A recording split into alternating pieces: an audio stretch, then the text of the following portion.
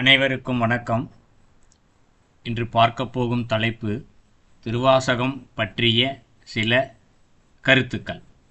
நம்ம 2015 முதல் திருமந்திரம் ஆய்வு செய்து விளக்கம் எழுதிட்டு வரோம். 2021 வகுப்புகள் திருமந்திரம் நிறைய எடுத்துக்கிட்டு வரோம். எல்லாருக்கும் இதை பற்றி நிறைய தெரியும். ஏன்னா முதல்ல திருமந்திரம் எழுதி கொண்டிருக்கும் பொழுது நண்பர் திருவாசகம் ரொம்ப படிப்பார். அவர் சொன்னார், நீங்கள் திருமந்திரம் இவ்வளோ எழுதுறீங்க, ஸோ திருவாசகத்தை வச்சு கொஞ்சம் நீங்கள் படிங்க முதல்ல அப்படின்னு. நான் படிக்கவே மாட்டேன்னு சொல்லுவேன் அடிக்கடி. ரொம்ப வருஷமாக அவருக்கும் எனக்கும் ஆர்கியூமெண்ட் போகும். திருமந்திரத்தை தவிர்த்து வேறு எதுவும் தொடமாட்டேன்னு சொல்லுவேன். ஆனால் ஒரு நாள் இறைவனுடைய விளையாட்டுன்னு தான் நினைக்கிறேன், ஒரு திருவாசகத்துடைய பாடல் ஒன்று கேட்டேன். அந்த பாடலை கேட்டவொடனே அது என்னமோ செஞ்சிருச்சு. என்ன அளவுக்கு செஞ்சுது அப்படின்னா, அந்த பாடலை தினந்தோறும் கேட்டேன். திருவாசகம் 96 அடின்னு நினைக்கிறேன். அது மொத்தம் அந்த இடத்துல 96 அடியை அழகாக ஒருத்தர் மெட்டமைச்சிட்டு பாடி வச்சுருந்தார். கிட்டத்தட்ட ஒரு 6 மாத காலம் டெய்லி எப்பப்பெல்லாம் நேரம் கிடைக்குதோ காலையில் சாயங்காலம் தினந்தோறும் முறையுமே கேட்டுருவேன். கேட்கும்போது அது முதல் முறை கேட்கும்போது என்னமோ என்னை செய்தது. அப்போ அவ்வளோ வாட்டி கேட்குறேங்க, அப்போ என்னென்னலாம் அது செஞ்சுருக்கும். ஸோ அந்த உணர்வுகள் அதைத்தான் நான் இங்கே பகிர்ந்துக்க போகிறேன் ஃபுல்லாகவே. ஸோ அந்த உணர்வுகள் என்னை மேற்கொண்டு கொஞ்சம் யோசிக்க வச்சுது. ஆனால் உண்மையை சொல்லிட்டேன், இப்போ வரைக்கும் நான் 96 அடியையும் உட்காந்து படிக்கவில்லை. அதையும் சொல்லிடுறேன். என்னுடைய உணர்வு, நான் கேட்டதை, காதால் கேட்டதை, நான் உணர்ந்ததை நான் என்னுடைய இதை பதிய வைக்கிறேன். சில புதிய தகவல் இருக்கலாம், பலவற்றை பல கருத்துக்கள் பலருக்கு தெரிந்ததாகவும் இருக்கலாம். நான் திருவாசகம் சொற்பொழிவும் நான் ரொம்ப கேட்டதும் இல்லை. அதனால் பலர் முழுமையாக படித்து அதை பற்றி நிறையா பேசியிருப்பாங்க இந்த இடத்துல. அதனால் தெரிந்த கருத்துக்களும் சில வரலாம். தவறு இருந்தால் இறுதியில் சுட்டி காட்டிடுங்க. நான் கொஞ்சம் என்னை திருத்திக்கிறேன், சரிங்களா? ஸோ முதல்ல நான் எங்கே ஆரம்பிக்கிறேன் அப்படின்னா, திருவாசகம் இல்லாமல் வேறு ஒரு விஷயத்துலேருந்து நான் ஆரம்பிக்கிறேன். அப்போ தான் நான் என்ன சொல்ல போகிறேன்றது பின்னாடி அதை எனக்கு புரிய வைக்க முடியும். ஆரம்பத்தில் வணக்கம் இது நம்ம ஆரம்பிப்போம் இல்லையா? சொற்பொழிவென்றாலும் நாம் வணக்கம் சொல்லி ஆரம்பிப்போம். ஒரு பள்ளி மாணவர்கள் ஆசிரியர் உள்ளே நுழைந்ததும் வணக்கம் ஐயா என்று சொல்லி ஆரம்பிப்பார்கள். அதிலிருந்து நான் ஆரம்பிக்கிறேன். ஏன் வணக்கம் என்ற வார்த்தைக்கான பொருள் என்ன, ஏன் வணக்கம் என்று சொல்கிறோம், இதுக்கான காரணத்தை புரிஞ்சுக்கிட்டா தான் நம்ம திருவாசகத்தில் உள்ளே இருக்கக்கூடிய உணரக்கூடிய கருத்துக்களை நம்மளால் புரிஞ்சுக்க முடியும் அப்படின்றத நான் உணர்ந்தேன் இந்த இடத்துல. அதனால் அதை வச்சு தெரிஞ்சுக்கணும் அப்படின்றத நான் யோசிக்கிறேன். வணக்கம் என்பதன் பொருள் என்ன? இன்னைக்கு பள்ளியிலலாம் பார்த்தீங்கன்னா எல்லாம் good morning, good evening, good night எல்லாம் சொல்ல ஆரம்பிச்சாங்க. ஆனால் இந்த இடத்துல வணக்கம் என்று சொல்லப்படுகின்ற வார்த்தையை நம்மளுடைய முன்னோர்கள் எவ்வளவு ஆழ்ந்த அறிவார்ந்த ஒரு வார்த்தையாக வச்சுருந்தாங்கன்னு எனக்கு யோசிக்கும் போதே பிரம்மாண்டமாக இருக்குது. வணக்கம் என்றால் பொருள் என்ன அப்படின்னு பார்த்தோம்னா, இப்போது நண்பர் ஒருத்தர் தூரத்தில் இருக்கார், இல்லை வீட்டில் பசங்க இருக்காங்க, அம்மா இருப்பாங்க. தன்னுடைய குழந்தைய இங்கே வா அப்படின்னு சொல்லி கூப்பிடுவாங்க இல்லையா? இங்கே வா அப்படின்னு கூப்பிடுவாங்க. உடனே என்ன பண்ணோம், குழந்தை எழுந்திரிச்சு வரும். அந்த இடத்துல குழந்தை எழுந்திரிச்சு வரும்பொழுது இப்போ நம்மளை கூட யாராவது கூப்பிடுவாங்களே, இங்கே வா அப்படின்னு கூப்பிட்டா நம்ம எந்திரிச்சிப்போ என்ன செய்தி அப்படின்னு கேட்போம். குருவோ ஆசிரியரோ கேட்போம். என்றைக்காவது நம்ம யோசிச்சுருக்கோமா இந்த இடத்துல? நம்முடைய ஆசிரியர் கூப்பிடுறாரு, நம்ம அவர் அருகில் போகிறோம். அவர் அருகில் போவதற்கு நமக்கு எது துணை இருக்குது இந்த இடத்துல? நம்முடைய உடம்பு துணை இருக்குது. இந்த உடம்பு என்ன செய்யுது? கால் உட்கார்ந்துட்டு இருக்கோம், நம்ம கால் தான் முதல்ல எந்திரிக்குது, உடம்பு அதற்கு ஒத்துழைக்குது. காலால் நடந்து தான் ஆசிரியர்கிட்ட போய் என்ன சொல்லுங்கள் அப்படின்னு கேட்போம் இல்லையா? நம்மளுடைய மூளை கிட்ட நம்ம சொன்னோமா, ஆசிரியர் என்னைய கூப்பிடுறாரு, நான் அவர்கிட்ட போனோம், நீ காலே எழுந்து அவர்கிட்ட போ, என்னைக்காவது சொல்லியிருக்கோமா? சொன்னதில்லை. ஸோ என்ன ஆகுது, அவர் கூப்பிடுன்னொடனே அவர்கிட்ட போகணுன்ற ஒரே ஒரு சிந்தனை மட்டும்தான் இருக்குமே தவிர்த்து நம்மளுடைய உடல் அசைவு எல்லாமே டோட்டலாக மாறிடும். ஒரு ரொம்ப பெரிய ஆசிரியராக இருந்தாச்சுன்னா பதறடிச்சிட்டு ஓடும் இந்த இடத்துல. நம்ம ஏதாவது உடம்புக்கு சொன்னோமா, உடம்பு சீக்கிரம் போ அப்படின்னு சொல்லி ஒன்றுமே சொல்லலை இல்லையா? ஆனால் தானாகவே உடம்பு இதற்கு ஒத்துழைக்கிறது. அப்போ என்ன பொருள் இங்கே அப்படின்னு பார்த்தோம்னா, நம்மளுடைய உடம்பு தயாராகுது. அது ஒரு உடல் மொழி அப்படின்னு சொல்லுவோம் இல்லையா? உடல் அதற்கு தயாராகிடுது. அவர் ஏதோ நம்மக்கிட்ட சொல்ல போகிறாரு, அவர் சொல்லுகின்ற வார்த்தையை கேட்பதற்கு நம்மளுடைய அறிவும் இங்கு தயாராகுது. ஏன்னா அவர்கிட்ட போகும்போது நம்மளுடைய கவனம் ஃபுல்லாக அங்கே தான் இருக்கும். ஏதோ சொல்ல போகிறாரு, நம்ம கேட்கணும். ஸோ முழுமையான கவனம் அவர்கிட்ட அங்கே போகுது, உடலும் முழுமையான கவனத்துக்கு அங்கே வருது. ஸோ இந்த இடத்துல உடல் தானாகவே தயாராகுது, நம்மளுடைய மனமும் தானாகவே தயாராகுது. அதுக்கப்புறம் அவர் என்ன சொல்கிறாரோ ஒன்று நம்மக்கிட்ட பண்ணி சொல்லலாம், இதை செய் அதை செய்யின்னு சொல்லலாம், இல்லை இதை படி அதை படின்னு சொல்லலாம், இல்லை நான் சொல்வதை கேள் அப்படின்னு சொல்லலாம். இது எல்லாத்தையுமே கிரகித்து கொள்வதற்கு நம்மளுடைய அறிவும் தயாராகிறது, நம்மளுடைய சிந்தனை தயாராகிறது, நம்முடைய மனம் தயாராகிறது, அதே போல் உடம்பும் தயாராகிறது. ஸோ உடம்பு தயாராகுது, எல்லாமே சேர்ந்து தயாராகுது இல்லையா. இப்போ வணக்கம்னு சொல்லும் போது எப்படி சொல்லுவோம்? கை கூப்பி சொல்லுவோம் இப்படி இல்லையா, வணக்கம் அப்படின்னு கை கூப்போம். கை கூப்பதை நல்லா கவனிங்க. கோயில் கோபுரத்துக்கு மேலே இருக்க கலசம் மாதிரி இருக்கும். கலசம் எதை குறிக்குது? பிரபஞ்சத்தில் இருக்கக்கூடிய ஆகாசன சக்திகளை என்ன பண்ணுது? இந்த கலசம் ஈர்த்து தான் மூலஸ்தானத்தில் இருக்கக்கூடிய இதுக்கு கொண்டு வருது இந்த இடத்துல. ஸோ மொத்த பிரபஞ்ச சக்தியில் ஈர்த்து கொண்டு வந்து அதை கொடுக்கிறது. அப்போ என்ன ஆகுது? வணக்கம் என்று சொல்லும் பொழுது நீங்கள் சொல்வதை நான் கேட்பதற்கு தயாராக இருக்கிறேன் இல்லையா. நம்மளுடைய மனமானதும் என் உடலும் தயாராக இருக்கிறது. ஆகவே நீங்கள் சொல்லுங்கள், நான் கேட்டுக்கொள்கிறேன். இப்படி ஆசிரியர் சொல்லும் பொழுது என்னாகுது? அது நம்மளுடைய மனதில் பதிகிறது. கல்வி என்ற ஒன்று உள்ளே செல்கிறது, சென்று நம்மளுடைய அறிவை தூண்டுகிறது, அறிவை வளர்க்கிறது, சிந்தனையை தூண்டுகிறது. இப்போ வணக்கம் என்ற ஒரு வார்த்தை நம்முடைய உடம்பை தயார் நிலைப்படுத்துகிறது. ஸோ இதுதான் வணக்கம் என்பதன் பொருள். ஸோ இது நம்ம மாணவர்கள் எல்லாத்துக்குமே சொல்லி இப்போ இதை போய் ஒரு குருக்கிட்ட சொல்லும் பொழுது இல்லையா, அவரும் திருப்பி நம்மக்கிட்ட வணக்கம். இது நான் ஆசான் என்பவருக்கு சொல்கிறேன். இப்போ ஒரு பள்ளியில் போய் ஆசான்ட்ட சொல்லும்போது என்ன சொல்கிறாங்க? வணக்கம் ஐயான்னு சொல்லும் போது அவரும் திருப்பி என்ன சொல்லுவார்? வணக்கம் அப்படின்னு சொல்லுவார். ஏன்னா அவர் போதக ஆசிரியராக இருக்கிறார். போதக ஆசிரியராக இருப்பவர்கள் என்னென்னா, இப்போ நம்ம சொற்பொழிவாளர்கள் கூட வணக்கம் சொல்கிறோம். சுற்றி இப்போ இங்கே இருக்கீங்க, இவ்வளோ பேர் இருக்கிறீங்க. உங்கள்கிட்ட இருந்து சொற்பொழிவாளர்கள் பல விஷயங்களை கற்றுக்குவோம்.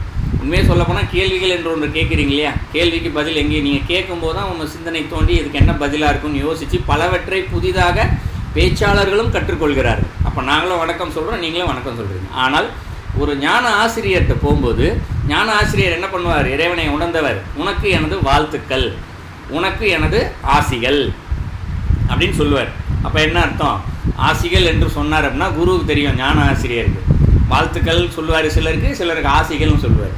வாழ்த்துக்கள்னு சொன்னால் என்ன பொருள்? இந்த இடத்துல நான் உனக்கு சொல்லி கொடுக்குறேன், அதை நீ புரிந்து கொண்டு அதை செயல்படுத்தி நீ முன்னேறுவாயாக அப்படின்றது பொருள். அதே ஆசிகள் அப்படின்னு சொன்னார்னா, நீ உன்னுடைய முயற்சியை செய், எப்பொழுதெல்லாம் உனக்கு தடையாக இருக்கிறதோ அப்பொழுது என்னுடைய அருளும் சேர்ந்து பிரார்த்தனையும் பண்ணுவார் இந்த இடத்துல ஆசிரியராக இருக்கக்கூடியவர். ஸோ இறையுடைய அருளும் உனக்கு சேர்ந்து கிட்டட்டும், இறையருளும் சேர்ந்து கிட்டும் பொழுது நீ மேலும் மேன்மை பெறுவாய் அப்படின்னு சொல்லி அவர் ஆசிகள்னு சொல்லுவார். ஆனால் திருப்பி வணக்கம் சொல்ல மாட்டார். ஞான ஆசிரியர் வணக்கம் சொல்ல மாட்டார், வாழ்த்துக்கள் சொல்லுவார், இல்லை ஆசிகள் சொல்லுவார்.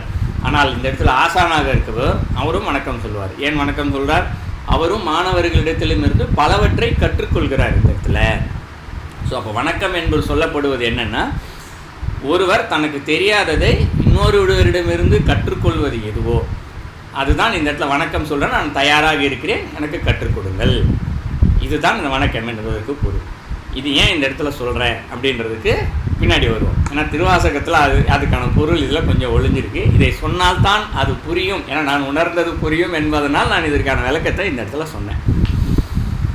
இப்போ திருவாசகம் நம்ம பொருளுக்கு வருவோம்.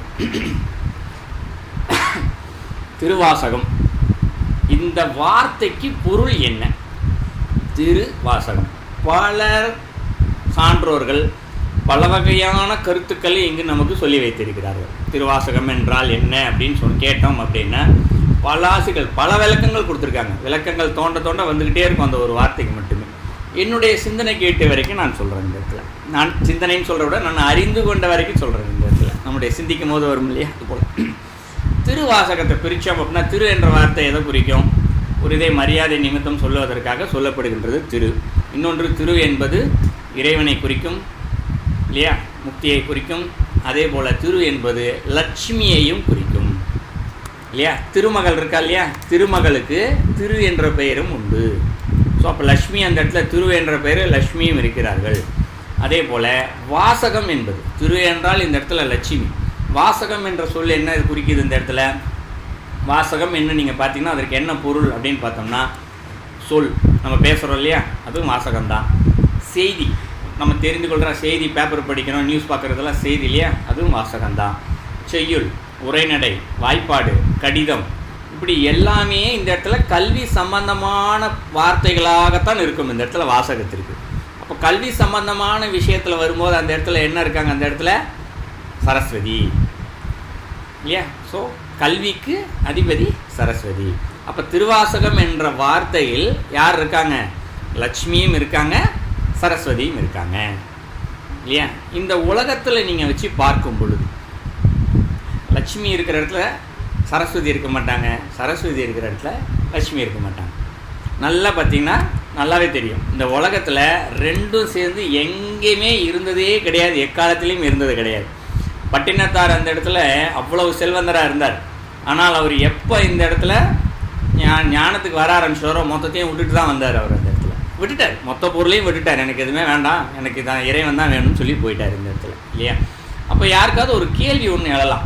பல கோடீஸ்வரர்கள் இருக்கிறாங்க, நல்லா படிச்சிருக்காங்க, அதன் வழியாக பொருள் ஈட்டுகிறார்களே, அப்போ அவங்களுக்கெல்லாம் அங்கே ரெண்டுமே சேர்ந்து தானே இருக்குது என்பது ஒரு கேள்வியாக பலர் வைக்கலாம். ஆனால் ஒரு விஷயத்தை எல்லோரும் தெரிஞ்சுக்கணும். கல்வி என்றால் என்ன என்பதை தெரிஞ்சுக்கணும். உலகியல் ரீதியாக ஒரு பொருளை சேர்ப்பதற்கு வேண்டுமானாலும் இங்கே கல்வி பயன்படலாம்.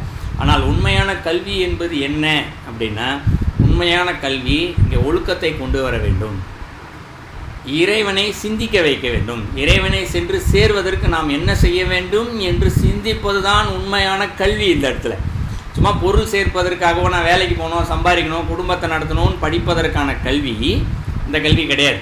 அது வெறும் உலகியலுக்கான கல்வி என்ற வார்த்தையை தான் பயன்படுத்துகிறோம் தவிர்த்து அது உண்மையான கல்வி இல்லை. சரஸ்வதி என்று சொல்லக்கூடிய அவளுடைய உண்மையான கல்வி என்பது ஞானத்தை கொடுக்கக்கூடியது. நம்ம படிக்கிற கல்வி ஒன்றுன்னா ஏற்கனவே நம்ம தலைப்பு ஒரு கல்வி என்ற தலைப்பில் சமீபத்தை தான் ஒரு தலைப்பு பார்த்துருப்போம். வகுப்புக்கு வந்துடுற எல்லாருக்குமே தெரிஞ்சிருக்கும்னு நினைக்கிறேன்.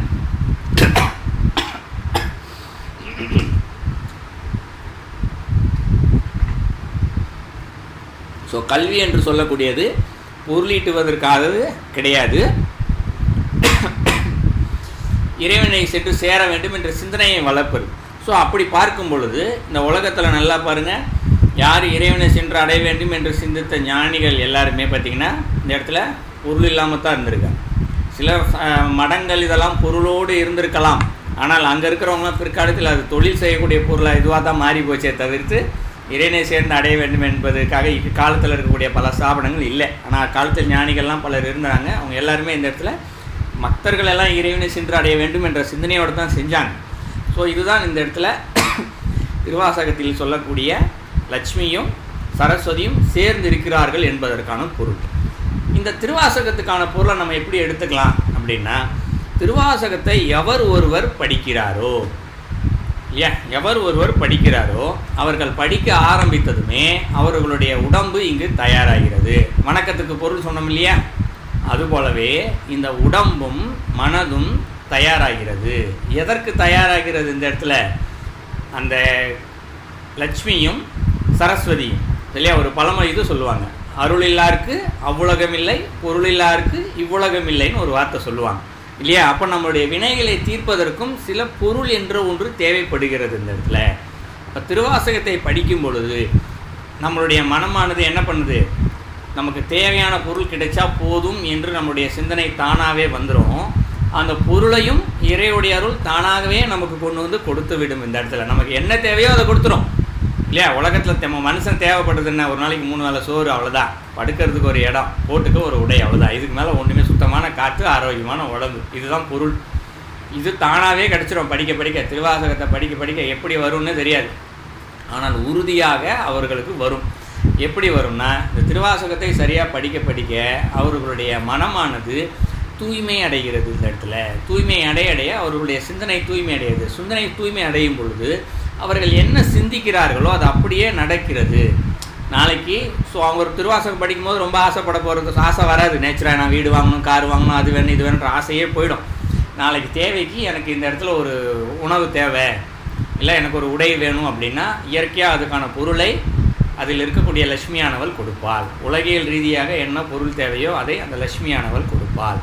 அதே போல் அந்த உலகத்திற்கு தேவையான அருளையும் ஆற்றலையும் மன உறுதியையும் இது எல்லாத்தையுமே அதில் இருக்கக்கூடிய சரஸ்வதி என்று சொல்லக்கூடியவள் அந்த கல்வியை நமக்கு இந்த இடத்துல கொடுப்பாள். இதுதான் இந்த இடத்துல திருவாசகத்திற்கு என்று சொல்லக்கூடியதற்கான பொருள். ஸோ திருவாசகத்தை தினந்தோறும் நாம் ஓதும்போது நமக்கு என்ன கிடைக்குது, முதல்ல நம்ம மனமும் உடலும் தயாராகுது. எதுக்கு? அதில் இருக்கக்கூடிய வார்த்தைகளை. ஏன்னா திருவாசகத்தில் அவர் நிறைய விளக்கத்தை பொருளை மறைச்சி வச்சு தான் சொல்லியிருக்காரு. நேரடியாக பொருள் போல தெரிந்தாலும் எப்படி திருமந்திரத்தில் பல வார்த்தைகள் மறைத்து வைத்து சொல்லப்பட்டிருக்கிறதோ அதுபோலவே திருவாசகத்திலும் மறைத்து வைத்து தான் சொல்லப்பட்டிருக்கு. இந்த இடத்துல அதை படித்து உணர்வதை விட உணர்விலால் உணர்வது தான் உத்தமம் இந்த இடத்துல இல்லையா. படித்து உணர்வது வேற, படித்து தெரிஞ்சுக்கிறது வேற. படிச்சுட்டு இன்றைக்கி திங்கக்கிழமையா திங்கக்கிழமைப்பா அப்படின்னு சொல்கிறத விட அதை உணர்வது என்பது வேறு. ஸோ திருவாசகம் உணர்றதுக்கு நம்மளுடைய உடம்பும் உள்ளமும் தயாராகிறது. அந்த உணர்வினால் என்ன கிடைக்குது? இறைவனை அடையக்கூடிய ஞானத்து போகலாம் அப்படின்ற இதுவும் வருது. ஒன்று. இரண்டாவது, உலக வகைகளுக்கு தேவையான பொருளும் இங்கு கிடைக்கிறது. ஸோ ரெண்டுமே கிடைக்குது இந்த இடத்துல. அடுத்தது இது ஒரு விஷயம். ஸோ திருவாசகம் என்ற பெயர் காரணம் எப்படி உடம்பு தயாராக தான் வணக்கம் சொன்னதுக்கு பொருள் இப்போ புரிஞ்சிருக்கும்னு நினைக்கிறேன். ஸோ திருவாசகம் படிக்கும்போது எப்படி உடலும் தயாராகுதுன்றது எல்லாருக்கும் புரிஞ்சிருக்கும். சரிங்களா? ஸோ இது ஒன்று. அடுத்து இப்போ மாணிக்க வாசகருக்கு வருவோம். ஸோ மாணிக்க வாசகர் திருவாசகம் எழுதினார். மாணிக்க வாசகருடைய வரலாறு எல்லாருக்கும் தெரிஞ்சிருக்கும். அவர் எப்படி எங்கே பிறந்தார், எங்கே மந்திரியாக இருந்தார், எப்படி இறைவன் வந்து திருவடி தீட்சை கொடுத்தார், இது எல்லாருக்கும் தெரிஞ்சிருக்கும். இப்போது அவருடைய முற்பிறவி, ஸோ அவரை முற்பிறவியை பற்றி சிலருக்கு கதைகள் தெரிஞ்சிருக்கும், இல்லை பலருக்கு கூட தெரிஞ்சிருக்கலாம். நம்ம வகுப்பில் இப்போ ஒரு 29 பேர் இருக்கிறீங்க, இதில் பலருக்கு தெரிஞ்சிருக்கலாம். ஏன்னா ராமாயணத்தில் அந்த ஒரு சின்ன கதை வரும், அவருடைய கதை சிறு கதை வரும். மாணிக்க வாசகருடைய முற்பிறவி கதை ராமாயணத்தில் தான் தொடருது. மகாபாரதத்தில் இருந்திருக்கிறாருன்னு ஒரு வரி உண்டு, அதுக்கு சான்று கொஞ்சம் குறைவாக தான் இருக்குது. பட் ராமாயணத்தில் இருந்திருக்கிறார் என்பதற்கு சான்றுகள் இருக்குது. நான் அந்த சான்றை திருவாசகம் பாடலில் நான் மேற்கோள் காட்டுறேன். ஏன்னா இது எல்லாமே ஒரு நம்பிக்கை சார்ந்த விஷயங்கள் தானே தவிர்த்து நேரடியான ஆதாரங்கள் என்று எதுவும் கிடையாது. இந்த இடத்துல நம்பிக்கை சார்ந்தது. பட் அதுக்கான சான்றுகள் திருவாசகம் பாடலில் இருக்குது, 4வது அடியில் கொடுத்துருக்காரு. என்னென்னா ராமாயணத்தில் ஒரு சின்ன துணைக்கதை போல் ஒன்று வரும். அந்த கதையில் ராமாயண காலத்தில் காட்டுக்குள்ளே பல முனிவர்கள் வாழ்ந்துக்கிட்டே வந்திருக்காங்க. ஸோ எல்லாருமே குழுவாக வாழ்ந்துக்கிட்டே வருவாங்க. ஸோ அவர்களுக்கு ராமர் தான் வந்து அந்த ராட்சசர்கள்லாம் மனிதர்களே தின்னக்கூடிய ராட்சசர்கள்லாம் வருவாங்க. அவர்களை அந்த முனிவர்களை காப்பாற்றுவதற்காக ராட்சசர்களை கொன்றார் என்ற வரலாறுலாம் உண்டு. ஸோ அப்படிப்பட்ட பல குழுக்களில் ஒரு குழு, அந்த குழுவில் 1000 முனிவர்கள் இருக்காங்க. அந்த இடத்துல 1000 முனிவர்கள் தவம் செய்து கொண்டே இருக்கார்கள். பல நூற்றாண்டுகளாக தவம் செய்து கொண்டு இருக்கிறார்கள். எங்கே இறைவனை சென்று அடைய வேண்டும் என்ற ஒரே நோக்கம்தான் அவங்களுக்கு, வேறு எந்த நோக்கமே கிடையாது. 1000 பேருக்குமே. ஸோ அவர்கள் தவம் செய்து கொண்டே இருக்கும் பொழுது இறைவன் அங்கே காட்சி கொடுக்குறாரு. அந்த இடத்துல காட்சி கொடுத்துட்டு என்ன சொல்கிறார், இந்த இடத்துல இதை இப்படியே வைங்க. அவர் காட்சி கொடுத்துட்டு என்ன சொல்கிறாருன்றது அப்படியே இருக்குது. இதை திருப்பி தொடர்றேன்.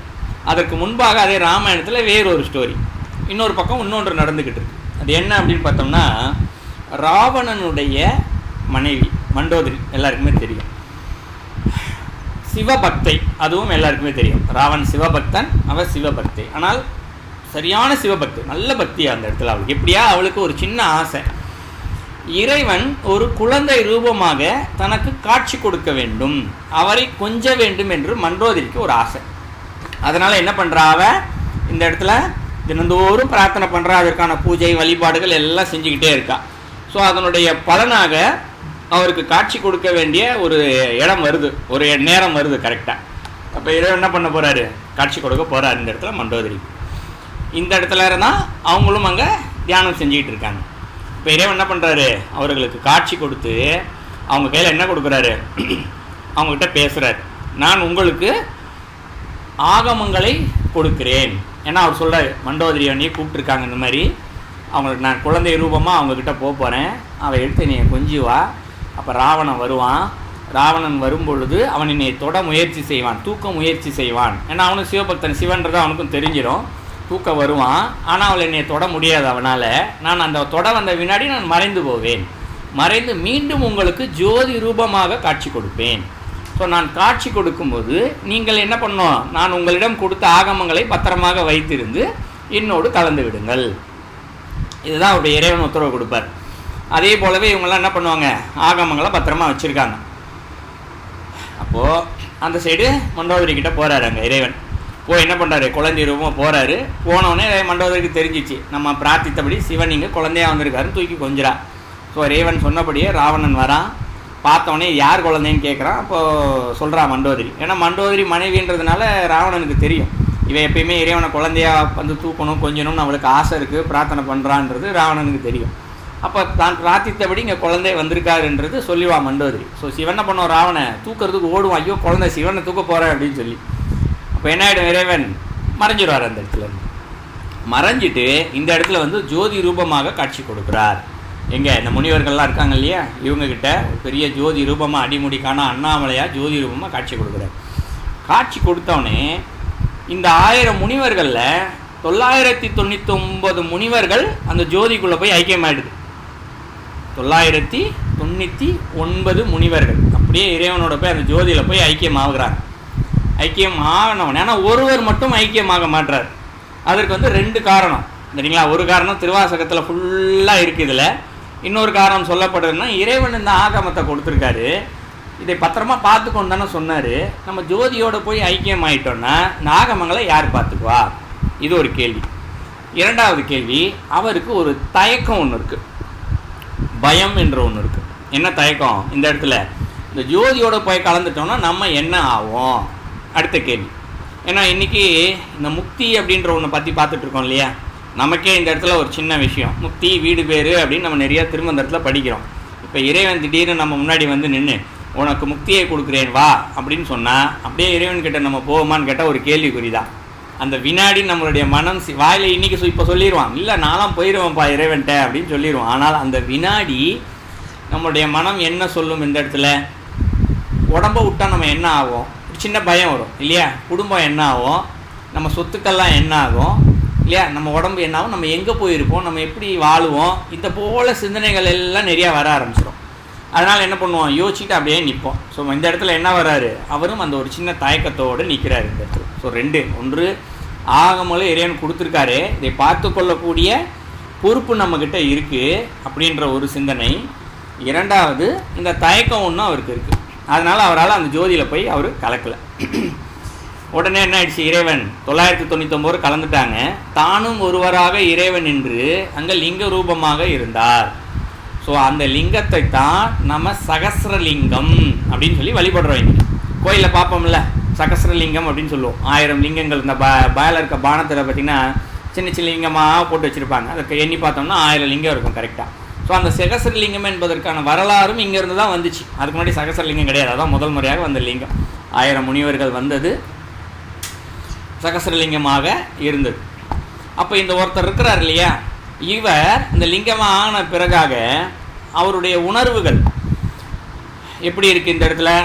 அவர் தான் இந்த இடத்துல அந்த உணர்வுகள் தான் பின்னாளில் என்னெல்லாம் சிந்திச்சாரோ, எப்படியெல்லாம் கவலைப்பட்டாரோ அதற்கு என்று இறைவன் ஒரு பிறவியை கொடுத்திருக்கிறார். ஏன்னா இது இறைவனுடைய திருவிளையாடல் தான்.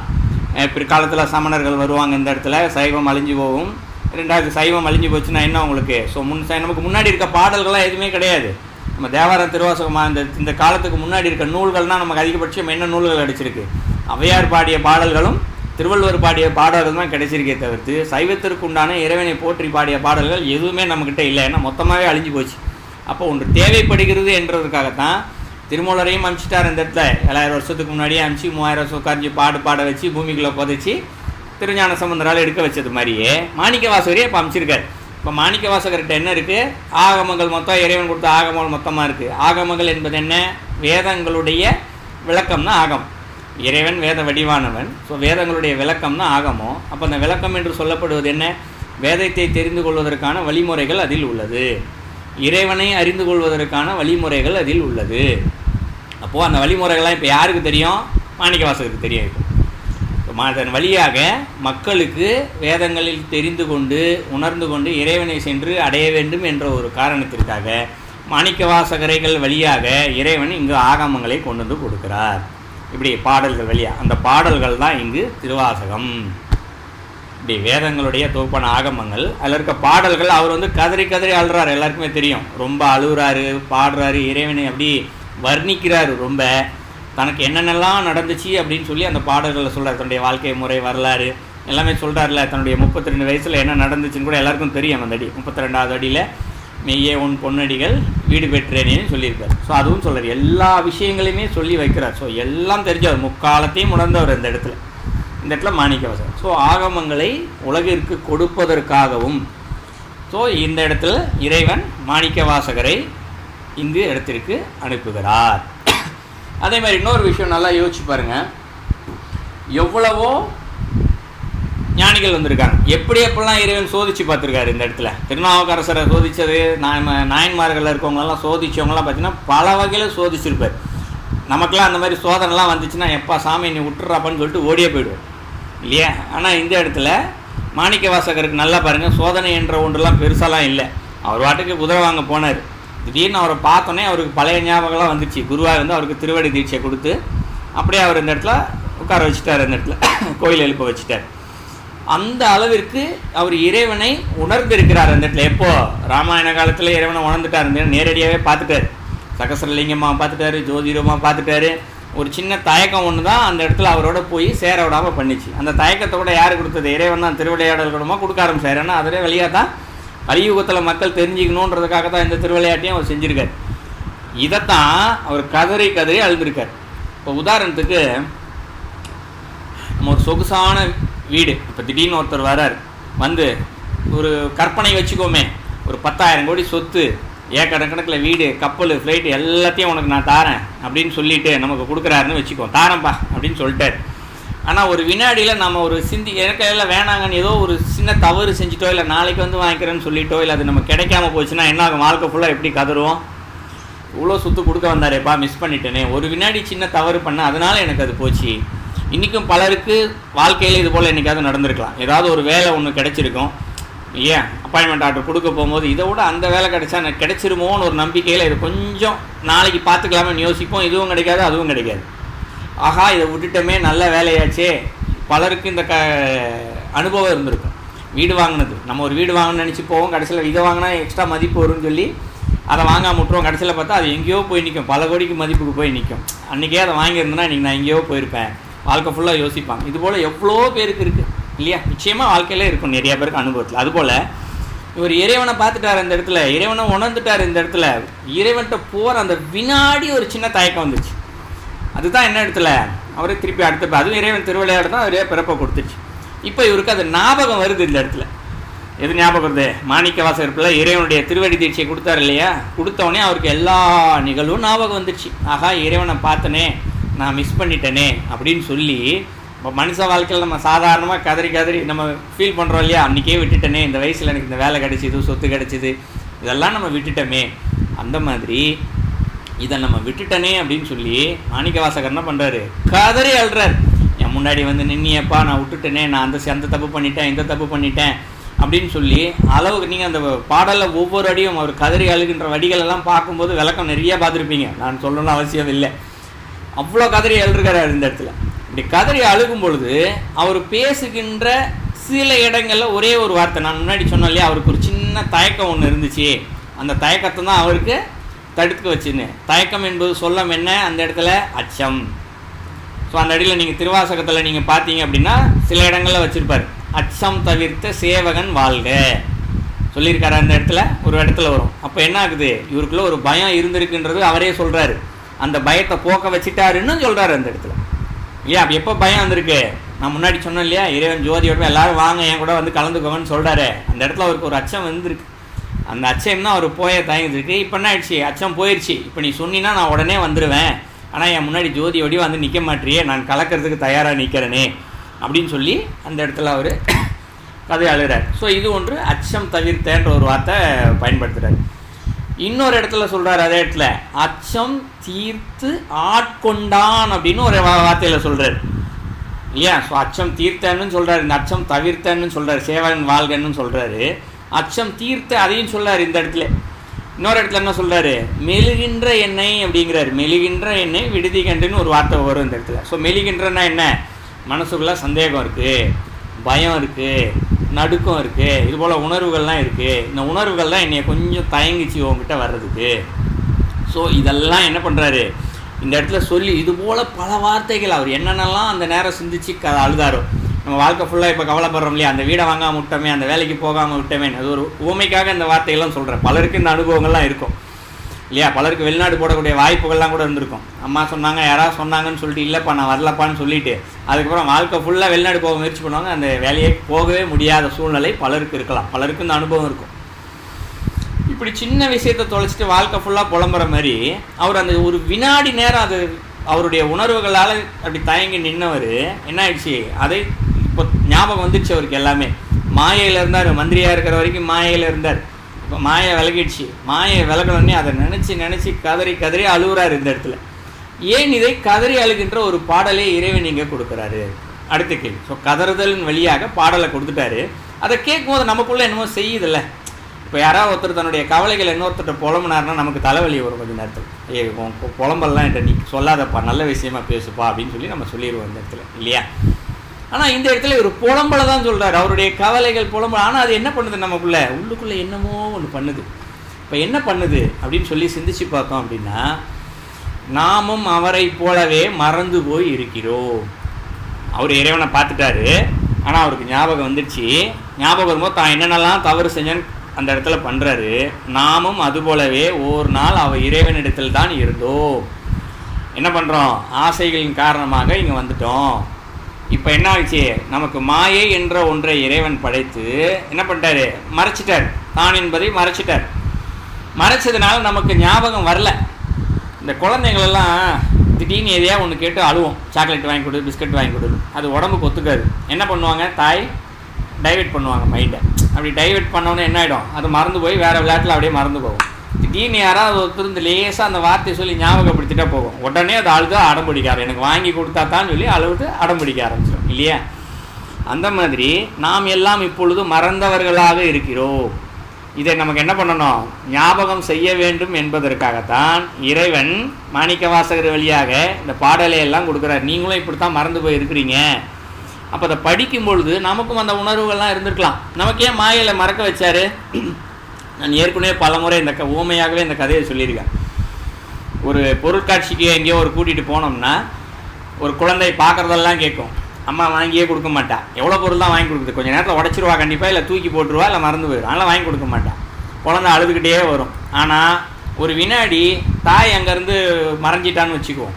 ஒரு ரெஸ்ட் ரூம் போகிறாங்க, இல்லை ஏதோ ஒரு இடத்துல பொருள் வாங்க போகிறாங்க, குழந்தை தள்ளி நின்றுச்சு அப்படின்னா குழந்தைய அம்மாவை காணும்னு தேடி அழும்பொழுது அது எந்த பொருளை கேட்டாலும் குழந்தைக்கு அது என்னென்னலாம் கேட்டு வந்துச்சு, எல்லா பொருளை வாங்கி கொடுத்தாலும் அது என்ன செய்யும், எனக்கு வேணாம், எங்கள் அம்மா தான் வேணும்னு சொல்லும். அதுக்கு அப்போ என்ன சாக்லேட் வாங்கி கொடுத்தாலும் சரி, ஐஸ்கிரீம் வாங்கி கொடுத்தாலும் சரி, அது எனக்கு வேணாம், எங்கள் அம்மா தான் வேணும்னு நிற்கும். அம்மா மூஞ்சை பார்த்ததுக்கப்புறம் தான் அது நிம்மதியாகும்.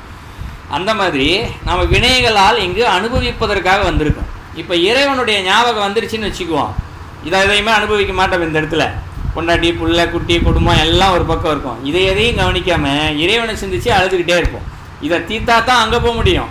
அப்போ இதையும் தீர்க்க முடியாமல் அங்கேயும் போக முடியாமல் ரெண்டும் கேட்டானா சுற்றிக்கிட்டு இருப்போம், இல்லையா? இதைத்தான் அந்த இடத்துல பேயாய்களாயின்ற ஒரு வார்த்தையை கூட சொல்லுவார். பேயாய் கணங்களாயின்னு சொல்லுவார், இல்லையா? கல்லாய் மனிதராய் பேயான்னு சொல்லுவார், இல்லையா? அது மாதிரி அங்கே போகவும் முடியாமல் பேய் மரத்துக்கு மரம் தாவுதுன்னு சொல்லுவாங்களே, ரெண்டும் இல்லாமல் அல்லல் பட்டுக்கிட்டு மரத்துக்கு மரம் தாவிக்கிட்டு இருக்கேப்பான்னு சொல்லுவாங்களே, என்ன செய்யறதுன்னு தெரியாமல் தாவிக்கிட்டு இருக்குன்னு சொல்லுவாங்க பேச்சு வழக்கில். அதுபோல் இறைவன்கிட்டையும் போக முடியாமல் குடும்ப வாழ்க்கையும் நடத்த முடியாமல் சுற்றிக்கிட்டே கிடக்குது. அதனால தான் இறைவன் என்ன பண்ணிட்டாரு, நீ உன்னை மறக்க வச்சிட்றேன் என்னைய, நீ என்ன பண்ணு மைண்டை, நம்ம குழந்தைக்கு ஐஸ்கிரீம் கேட்கும்போது மைண்டை டைவெர்ட் பண்ணுவோம் இல்லையா, அதுபோல் நான் உன்னைய மறக்க வச்சிட்றேன் டைவெர்ட் பண்ணி, நீ மொத்த ஆசையும் தீர்த்துட்டு பொறுமையாவா அப்படின்னு சொல்லிட்டு மறக்க வச்சிட்டாரு. பட் இங்கே என்ன பிரச்சனை ஆயிடுச்சுன்னா, மனுஷனை மறக்க வச்சோடனே மனுஷன் இந்த சாப்பிட்ற பிஸ்கட்டு சாக்லேட்டுக்கு ஆசைப்பட்டு இறைவனை சுத்தமாகவே மறந்துட்டான். இதுதான் பெரிய சுகம், இதோட சுகம்ன்றது வேறு எதுவுமே இல்லை அப்படின்ற ஒரு மனநிலைக்கு மனுஷன் இயற்கையாகவே வந்துட்டான் இந்த இடத்துல, இல்லையா? குடும்பம், பந்தம், பாசம்தான்ப்பா எனக்கு, இதெல்லாம் இறைவன்லாம் அப்புறம் பார்த்துக்கலாம், கடைசி காலத்தை பார்த்துக்கலாம், ஆசையெல்லாம் தீர்த்துக்கிறேன். நீ பல பேர் பல பேர் கேள்விப்பட்டிருப்போம், இல்லையா? சிறு வயதில் சாமி முக்கியம்ப்பா, சின்ன வயசுலேயே தேடுங்க பண்ணால், இல்லைங்க இதெல்லாம் அனுபவிக்கிற வயசு, நல்லா அனுபவிச்சுக்கிறேன், எனக்கு அதெல்லாம் இல்லை, கடைசி காலத்தை பார்த்துக்கிறேன். இன்றைக்கே சின்ன வயசில் யாராவது சாமி கோயில் குளம் சுற்றினா என்கிட்டே பல பேர் சொல்லியிருக்காங்க, இன்னும் இந்த வயசில் இதெல்லாம் செய்யலாம், வயசானவங்க செய்கிற வேலைப்பா அப்படின்னு சொல்லுவாங்க பேச்சு வழக்கில். ஸோ அந்த அளவுக்கு அறியாமையில் இருக்கிறாங்க இந்த இடத்துல. ஏன்னா இந்த மாயையில் மாட்டிக்கிட்டே இருக்காங்க. அதில் தான் இறைவன் என்ன பண்ணுறாரு, ஞாபகம் செய்வதற்காகத்தான் மாணிக்கவாசகர் போல் இருக்கக்கூடியவர்களை இங்கு நமக்கு அனுப்பி கொண்டிருக்கிறார். அப்போ இந்த பாடலை கேட்கும்போது உள்ள ஒன்று என்னமோ செய்யுது, இல்லையா? என்ன செய்யுது அதுவும் நமக்கு தெரியல, ஏன்னா மாயையில் இருக்கும். என்ன பண்ணுது, ஞாபகம் பண்ணுது. நீ ஒரு நாள் சாமிக்கிட்ட இருந்த அந்த இடத்துல இறப்பு கிடையாது, பிறப்பு கிடையாது, இல்லையா? பசி கிடையாது, துக்கம் கிடையாது, வெறும் பேரின்பம் மட்டும்தான், இறைவனோடே லயிச்சு கிடக்கிறது மட்டும்தான், வேறு எதுவும் கிடையாது. அப்படிப்பட்ட ஒரு உலகம் ஒன்று இருக்குது, இல்லையா? அதை பார்த்து நீ அதை சென்று அடைய வேண்டும், இல்லையா? அதைத்தான் இந்த பாடல் நமக்கு சொல்லி கொடுக்கிறது. கேட்கும்போது உள்ள ஒரு உணர்வு, அப்படியே மனசு என்னமோ பண்ணோம், அப்படியே லயிக்கும். அது என்ன பண்ணுது, நம்மும் அது போலவே ஒரு காலத்தில் இருந்திருக்கிறோம். அப்போ நம்ம திருவாசகம் பார்த்து தொடர்ந்து கேட்க கேட்க கேட்க என்ன ஆகும் இந்த இடத்துல, ஃபஸ்ட்டு நமக்கு மனசை முதல்ல சுத்தம் பண்ணுது. நல்ல விஷயம், மனசை முதலில் தூய்மைப்படுத்திக்குது. ஆசைக்கு மேலே ரொம்ப போகாது, பொருளுக்கு மேலே ரொம்ப போகாது, திருப்பி திருப்பி ஏதோ ஒன்று பண்ணுற மாதிரி அது அப்படியே இறைவன்கிட்ட போக ஆரம்பிக்கும். ஸோ அதன் வழியாக என்ன ஆயிடுச்சு, நமக்கு தேவையான பொருள் உலகியல் தேவைகள் அனைத்தையுமே இங்கு இறைவன் கொடுத்துக்கிட்டே இருப்பார். ஒரு பக்கம் உலகியல் ரீதியான பொருள்கள் கிடச்சிக்கிட்டே இருக்கும், வாழ்க்கையை அழகாக வினையை தீர்த்துக்கிட்டே இருப்போம், எப்படி தீருதுன்னே தெரியாது ஆனால் தீர்த்துக்கிட்டே இருப்போம். இன்னொரு பக்கம் மனம் என்ன பண்ணுது, இறைவனை நோக்கி போய்கிட்டே இருக்கும் இல்லையா. இந்த ரெண்டுத்துக்குமே நம்மளுடைய உணவும் மனமும் தயாராக்கி கொடுக்கிறது. இந்த இடத்துல இப்படி வணக்கம் சொல்லும்போது தயாராக்கிற மாதிரி இதை கேட்கும்போது தயார் செஞ்சிருது உடம்ப, உலகில் ரீதியாக அழகாக அனுபவிக்கிறது, இறைவன் நோக்கிய பயணத்துக்கும் அழகாக செஞ்சு கொடுத்துருது. ஸோ இது செஞ்சு கொடுத்தவொடனே என்ன ஆகுது, இந்த இடத்துல இந்த கர்மா சொல்லுவோம் இல்லையா, சஞ்சித கர்மா, ஆகாமிய கர்மா, பிரார்த்த கர்மா, அவர்கள் எந்த அளவிற்கு லயித்து போகிறார்களோ, எந்த அளவிற்கு இறைவன் மீது பக்தி செலுத்துகிறார்களோ, இப்படி மாணிக்க வாசகர் செலுத்தினார் இல்லையா, செலுத்தும் பொழுது இறைவன் என்ன பண்ணுறார், இந்த இடத்துல இந்த 3 கர்மாக்களையுமே தீர்க்கிறார். ஸோ பிறவி இல்லாத நிலைக்கு கூட நம்மை அழைத்து செல்வார். அந்த அளவிற்கு இந்த பாடல்கள் இருக்குது. யாரும் காட்டுக்குள்ளே போக வேண்டாம், தவம் செய்ய வேண்டாம், ஜபம் செய்ய வேண்டாம், கோயிலில் பக்கம் பக்கமாக 100 வாட்டி சுற்றுறேன், 1000 வாட்டி சுற்றுறேன், கோயிலில் சுற்ற வேண்டாம். இதை கேட்டுக்கிட்டு இருந்தாலே போதும். இந்த பாடல் நம்மை உணர்வு ரீதியாக நம்மை பக்குவப்படுத்துகிறது, தயார் செய்கிறது இறைவனிடம் செல்வதற்கு. தயார் செய்வது மட்டுமல்ல, அதற்கான செயல்களை அதுவே செய்து கொடுத்து விடுகிறது. நம்மை அனுபவிப்பதற்கான அனுபவங்களையும் அதுவே சேர்த்து செய்து கொடுத்து விடுகிறது. அவ்வளோ பெரிய செயல்களை இந்த திருவாசகம் நமக்கு செய்கிறது. இதுதான் இதில் இருந்து நாம் தெரிந்து கொள்ள வேண்டிய செய்தி. திருவாசகத்தை ஏன் படிக்க வேண்டும் என்று கேட்டால், இவ்வளோ நேரம் ஒரு அரை மணி நேரம் பேசியிருக்கோம். இதுதான் திருவாசகத்திலும் செய்து கொள்ள வேண்டிய செய்தி ஒன்று. அடுத்தது வருவோம். இப்போது ஒரு சின்ன கருத்தை மட்டும் சொல்லி, ஏன்னா இது நான் அறிந்து கொண்டது, உணர்ந்து கொண்ட விஷயங்களை நான் பகிர்ந்து கொண்டேன். இதான் நான் உணர்ந்த விஷயம். இதுதான் திருவாசகத்தையும் படிக்க வேண்டும் என்று நான் உணர்ந்த விஷயம். இப்போ நான் சொல்வதற்கு சில சான்றுகள் மட்டும் நான் சொல்கிறேன். இந்த இடத்துல பாடலில் முதல்ல எங்கே ஆரம்பிக்கிறாரு, நமசிவாய வாழ்க நாதன் தான் வாழ்க, இதான் ஆரம்பிக்கிறார். மாணிக்க வாசகர் இந்த பாடல்களை எல்லாம் எழுதும் பொழுது எந்த இடத்திலிருந்து எழுதினார் என்றால், தான் இறைவன் என்பதை உணர்ந்த பின்புதான் எழுதினார். அவர் என்ன முதல்ல கதறி எழுதுறது எல்லாம் உணர்வு ரீதி. எப்போ பாடல் எழுதுவதற்கு முன்னாடியே அவர் என்னதெல்லாம் அவர் உணர்ந்தாரோ உணர பாடுறாரோ அந்த இடத்துல. ஏன்னா பாடினதை இறைவன் கேட்டு தானே இது மறைஞ்சி போகக்கூடாதுப்பா, நீ எழுதி வை, அடுத்தவங்களுக்கு ஓவியப்படுத்தணும் அவர் தானே சொல்லி எழுத சொல்கிறார். புதுசாக பாட சொல்ல, ஏற்கனவே பாடினதை இறைவன் இந்த இடத்துல எழுதுறார் இல்லையா. ஸோ அப்படி தான் நம்மளுடைய வரலாறு இந்த இடத்துல சொல்லுது. ஏற்கனவே அவர் பாடியிருக்காரா இல்லையான்னு தெரியாதா, நான் நம்மளுடைய வரலாற்று பிரகாரம் பாடியிருக்கார். பாடலனே வச்சுக்குவோம். இந்த கதறி எழுதெல்லாம் மனசுக்குள்ளே தானே கதறுவார் இந்த இடத்துல. கொஞ்சம் விட்டுட்டேனேப்பான்னு சொல்லி எப்போ மந்திரியான திருவடி தீட்சை பெற்றதுக்கப்புறம் அவர் கதறியை தான் எழுதியிருக்கார். இது எல்லாத்தையும் தான் இங்கே பாடலாக எழுதுறாரு. ஆனால் எழுதுவதற்கு முன்பாக அவர் தன்னை இறைவன், நான் இறைவன் என்பதை அவர் உணர்ந்துட்டார். இந்த இடத்துல முழு இறைவன் உடம்பு தான் இங்கே இருக்குது. நம்ம திருமந்திரத்தில் நிறையா படிப்போம், உடம்பே இறைவன் ஆயிரும் இந்த இடத்துல. அதுபோல் இறைவனான பின்பாகத்தான் அவர் இதை எழுதியிருக்கிறார். அதற்கு சான்று என்ன அப்படின்னு பார்த்தோம்னா, முதல் வார்த்தை தான். எப்படின்னு பார்த்தோம்னா, இந்த இறைவன் மீதான பாடல்களை எழுதுவதற்கு ஒரு மரபு ஒன்று இருக்குது. அந்த மரபு என்ன அப்படின்னு சொல்லி பார்த்தோம்னா, புலவர்கள் நிறைய பாடல் எழுதியிருக்காங்க இல்லையா. அதாவது இறைவனை உணராதவர்கள் இந்த இடத்துல அவர்கள் புலவர்கள்னு வச்சுக்கலாம், வேறு சில வார்த்தைகள் கூட சொல்லி பயன்படுத்திக்கலாம். இறைவனை பற்றிய போற்றி பாடல்கள் எழுதுறது, வணங்குதலுக்கான பாடல்கள் எழுதுறது, இதற்கான இன்னைக்கு அந்த மரபுகள் கொஞ்சம் இல்லை. ஆனால் அக்காலத்தில் அந்த மரபு இருந்தது. என்ன மரபுனா, இறைவனை உணராதவர்கள் பாடல் எழுதினால் இறைவனுடைய திருவடியிலிருந்து தான் ஆரம்பிப்பார்கள் பாடல் எழுதுவதற்கு இல்லையா. அது அப்படி இல்லைன்னா விநாயகர் பாடல்லேருந்து ஆரம்பிப்பாங்க. ஒன்று விநாயகர் பாடல்லேருந்து ஆரம்பிப்பாங்க, அதுவும் பிற்காலத்தில் வந்தது தான். ஆனால் அதற்கு முன்பாக இருக்கக்கூடிய காலங்கள்லாம் இறைவனுடைய திருவடியிலிருந்து எழுத வேண்டும் என்பதே மரபு இந்த இடத்துல, எந்த பாடலாக இருந்தாலும் சரி. அதே மாதிரி அடுத்து ஞானிகள், இறைவனை உணர்ந்தவர்கள் எழுதினாங்கன்னா அவருடைய முடியிலிருந்து எழுதுவாங்க. எங்கே? அவருடைய திருமுடியிலிருந்து எழுதுவாங்க, மேலிருந்து வர்ணிக்க ஆரம்பிப்பாங்க. ஸோ உணர்ந்தவர்கள் மேலிருந்து ஆரம்பிக்கிறது, உணராதவர்கள் கீழிருந்து ஆரம்பிப்பது. ஸோ இது அக்காலத்தில் இருந்த ஒரு மரபு. ஆனால் மாணிக்கவாசகர் இங்கே என்ன ஆரம்பிக்கிறாரு, அவருடைய மொத்த உடம்பையுமே சேர்த்து ஆரம்பிக்கிறாரு, நமசிவாய வாழ்க. நமசிவாயன்னா யார் இந்த இடத்துல? இறைவனே தான் நமசிவாயன். 5 எழுத்து மந்திரம்னு சொல்கிறது நமச்சிவாய மந்திரம் தான். அது எப்படின்னா, நம்ம ஏற்கனவே 5 கர்த்தரை பாடலே இதுக்கான விளக்கங்கள்லாம் நிறையா திருமந்திரத்தை சொல்லப்பட்டிருக்கு. ஒவ்வொரு எழுத்தும் ஒவ்வொரு பூதங்கள், 5 எழுத்துக்களும் 5 பூதங்கள் இல்லையா. 5 பூதங்கள் யார் இந்த இடத்துல? இறைவன் தான் 5 பூதங்கள் இந்த இடத்துல. 6வது பூதம்னு ஒன்று கிடையாது. இந்த உலகத்தில் இருக்கக்கூடிய எந்த பொருள்களை எடுத்துக்கிடும் 5 பூதங்களால் ஆனது தான். மரம், செடி, கொடி, விலங்குகள், நம்முடைய உடம்பு, எதா எடுத்துட்டாலும் சரி 5 பூதங்களால் ஆனது. இது எல்லாம் இது இறைவன் தான் இந்த இடத்துல. ஒவ்வொரு இடத்துலையும் அணுவாக இறைவன் இருக்கார் இந்த இடத்துல. அப்போ நமச்சிவாய வாழ்க என்று ஆரம்பிக்கும் போது இறைவா வாழ்கன்னு தான் ஆரம்பிக்கிறாரு இந்த இடத்துல. அந்த இடத்துல ஏன் வாழ்கன்னு சொல்றாரு? வாழ்க என்று சொல்வதற்கு என்ன பொருள்? அடுத்த வார்த்தை வருது, இறைவனை போய் எப்படிப்பா வாழ்கன்னு சொல்லலாம்? அடுத்த ஒரு கேள்வி வருதுல்ல. ஸோ வாழ்கன்னு இறைவனை எப்படி நம்ம சொல்லலாம்? பெரியவங்க சின்னவங்களாம் வாழ்க வளருக அப்படின்னு சொல்லுவோம். ஸோ இறைவனை எப்படி சொல்கிறாரு அப்படின்னா, வாழ்க என்பதற்கு என்ன பொருள் இந்த இடத்துல அப்படின்னு பார்த்தோம்னா, வாழ்க என்ற வார்த்தை ஒருவரை பெருமைப்படுத்துவதற்கான வார்த்தை இல்லையா? பெருமைப்படுத்த நான் நிறைய முறை வகுப்பு வந்தவங்க எல்லாத்துக்கும் தெரியும், வழக்கமாக வகுப்பு வரவங்களுக்கு பெருமைப்படுத்துதல் என்று சொல்லப்படுவது எது? ஒருத்தர்கிட்ட போய் நீங்கள் நல்லா இருக்கீங்க, பெரிய ஆள் நீங்கன்னு கைத்தட்டி அவரை சொல்கிறதோ இல்லை மேடை ஏற்று மாலை மரியாதை செய்வதோ அல்ல பெருமைப்படுத்துதல் என்பது. ஒரு குருவானவர் ஒன்றை சொல்கிறார், அதை ஒருவர் கேட்டு அதை அப்படியே கடைபிடித்து, அதை கடைபிடித்ததனால் அவருக்கு ஒரு பலன் கிடைக்கும் இல்லையா? அந்த பலன் எப்பொழுது கிடைக்கிறதோ அந்த பலன் தான் குருநாதர் சொன்ன வார்த்தையை பெருமைப்படுத்துவது என்பதற்கான பொருள். இதான் பெருமைப்படுத்தல். அப்போ பெருமைப்படுத்துதல் என்ன இந்த இடத்துல எல்லாருக்கும் புரிஞ்சிச்சுன்னு நினைக்கிறேன். அதுதான் வாழ்க இந்த இடத்துல. அப்போ நமச்சிவாய வாழ்க அப்படின்னா என்ன அர்த்தம்? 5 பூதங்களின் வழியா இறைவா நீ 5 பூதங்கள் வழியா 5 பூதங்களாக இருக்கிறாய், எல்லா இடத்துலையும் இருக்கிற. இந்த 5 பூதங்கள் வழியா ஒவ்வொரு வினாடியும் எனக்கு ஒவ்வொரு செய்தியை சொல்லி கொண்டே இருக்கிறாய். குருவாய் இருந்து எனக்கு வழிகாட்டி கொண்டே இருக்கிறார் ஒரு வினாடியும். அதன் வழியாக நீ என்னென்ன சொல்லி கொடுக்குற என்பதை ஒவ்வொரு வினாடியும் நான் உணர முயற்சிக்கிறேன், அதை கடைபிடிக்க முயற்சி செய்கிறேன். அதை கடைபிடிப்பதனால் அதனுடைய பலனை நான் பெற்றுக்கொள்கிறேன். அந்த பலன் என்ன? வீடு பேறு இறைவன் நோக்கிய பயணத்திற்கு என்னை கொண்டு செல்கிறது. இதுதான் நமச்சிவாய வாழ்க. அவர் சொல்லக்கூடிய வார்த்தைக்கு முதல் அடிக்கு பொருளே தான் இந்த இடத்துல. நமச்சிவாய வாழ்கன்னா நம்ம பார்க்கக்கூடிய, கேட்கக்கூடிய, உணரக்கூடிய, நுகரக்கூடிய ஒவ்வொன்றிலும் இறைவன் நமக்கு ஏதாவது சொல்லி கொடுத்துக்கிட்டே தான் இருக்கார்.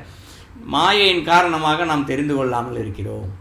இதுதான் உண்மை இந்த இடத்துல. நான் எனது இந்த அகங்காரத்தின் காரணமாக தெரிந்து கொள்ளாமல் இருக்கிறோம். அகங்காரத்தை தனியாக நிறுத்தி வைத்து விட்டு திருவாசகத்தை பாடலை கேட்க கேட்க கேட்க உணர உணர உணர ஒவ்வொரு இடத்திலுமிருந்தும் ஒவ்வொரு அணுவிலிருந்தும் இறைவன் நமக்கு ஏதோ சொல்லி கொடுக்குறார் என்பதை நம்மால் உணர முடியும். அவர் சொல்லி கொடுக்கறத கேட்டால் என்ன ஆகும்? மாயை போக ஆரம்பிக்கும். பந்தம், பாசம், வினைகள், பாவங்கள் எல்லாம் போக ஆரம்பிக்கும். ஸோ போக போக என்ன ஆகுது? அப்போ அதற்குரிய பலன் என்ன? இறைவன் சொல்லி கொடுக்கறதுக்குரிய பலன் என்ன? இதெல்லாம் போக ஆரம்பிக்குது. அப்போ இதெல்லாம் போயிடுச்சுன்னா நம்ம என்ன பண்ணுவோம்? தூய்மை அடைகிறோம். மாசு மறு இல்லாமல் தூய்மை அடைஞ்சு என்ன பண்ணுறோம்? இறைவன் கிட்ட போகிறோம். அதுதான் பலன். அப்போ நமச்சிவாய வாழ்கன்னா என்ன இந்த இடத்துல? இறைவன் சொல்லி கொடுப்பதை நாம் சரியாக கேட்டு அதை கடைபிடித்தோமேயானால் அதனால் வரக்கூடிய பலன்கள் இங்கு நம்ம இறைவனிடத்தில் கொண்டு சேர்க்கிறது. இதை தான் அவர் செஞ்சிட்டார். அவர் என்ன பண்ணார் இந்த இடத்துல? இறைவன் திருவடி தீட்சை கொடுத்தவனே ஒவ்வொரு வினாடியும் இறைவன் என்னடா சொல்லி கொடுக்குறாருன்னு தெரிஞ்சு தெரிஞ்சு தெரிஞ்சு தெரிஞ்சு பாட்டாக பாடி தள்ளினார். கோயில் கோயிலாக போனார். அவருக்கு எந்த சீடர்களும் திருஞான சம்பந்தர் அப்பருக்கெல்லாம் பார்த்தீங்கன்னா பின்னாடி அவ்வளோ பேர் இருப்பாங்க. ஏன்னா ஞானிகள் தெரிஞ்சு அவ்வளோ பெரிய கூட்டம் இருந்துச்சு. இவருக்கு எந்த கூட்டமும் கிடையாது. இவர் அடுக்கு போவார், பாடுவார், போயிட்டார். இறைவனுக்கும் இவருக்கு மட்டும்தான் தெரியும், வேறு யாருக்கும் தெரியாது இந்த இடத்துல இல்லைங்களா? அப்போ ஒவ்வொரு வினாடி தெரிஞ்சு தெரிஞ்சு என்ன பண்ணுறாரு? இறைவனை உணர ஆரம்பித்தார். ஒவ்வொரு இடத்துலையும் ஒவ்வொரு அங்க அசைவுகள்லையும் ஒவ்வொரு பொருளுடைய அசைவுலையும் தெரிய ஆரம்பித்து தன்னுடைய வினைகள் எல்லாத்தையும் தீர்த்துட்டார். பாவங்கள் எல்லாத்தையும் தீர்த்துட்டார். என்னென்னலாம் தீர்த்தாரு? பயம், அச்சம், சந்தேகம், அவர் கதறி அல்றார் பாருங்க, இது எல்லாத்தையும் போக வச்சுட்டாரு. போக போக கடைசியில் வாழ்க, நான் பலனை பெற்றுவிட்டேன் இறைவா, நான் உன்னை உணர்ந்து விட்டேன். அப்போ திருவாசகத்தில் முதலடியில் ஆரம்பிக்கும் போதே இறைவனை உணர்ந்த ஒரு ஞானியாக, இறைவனாகவே தான் அவர் இந்த பாடலை எழுத ஆரம்பித்திருக்கிறார். இது ஒன்று. இரண்டாவது வார்த்தை என்ன சொல்கிறாரு?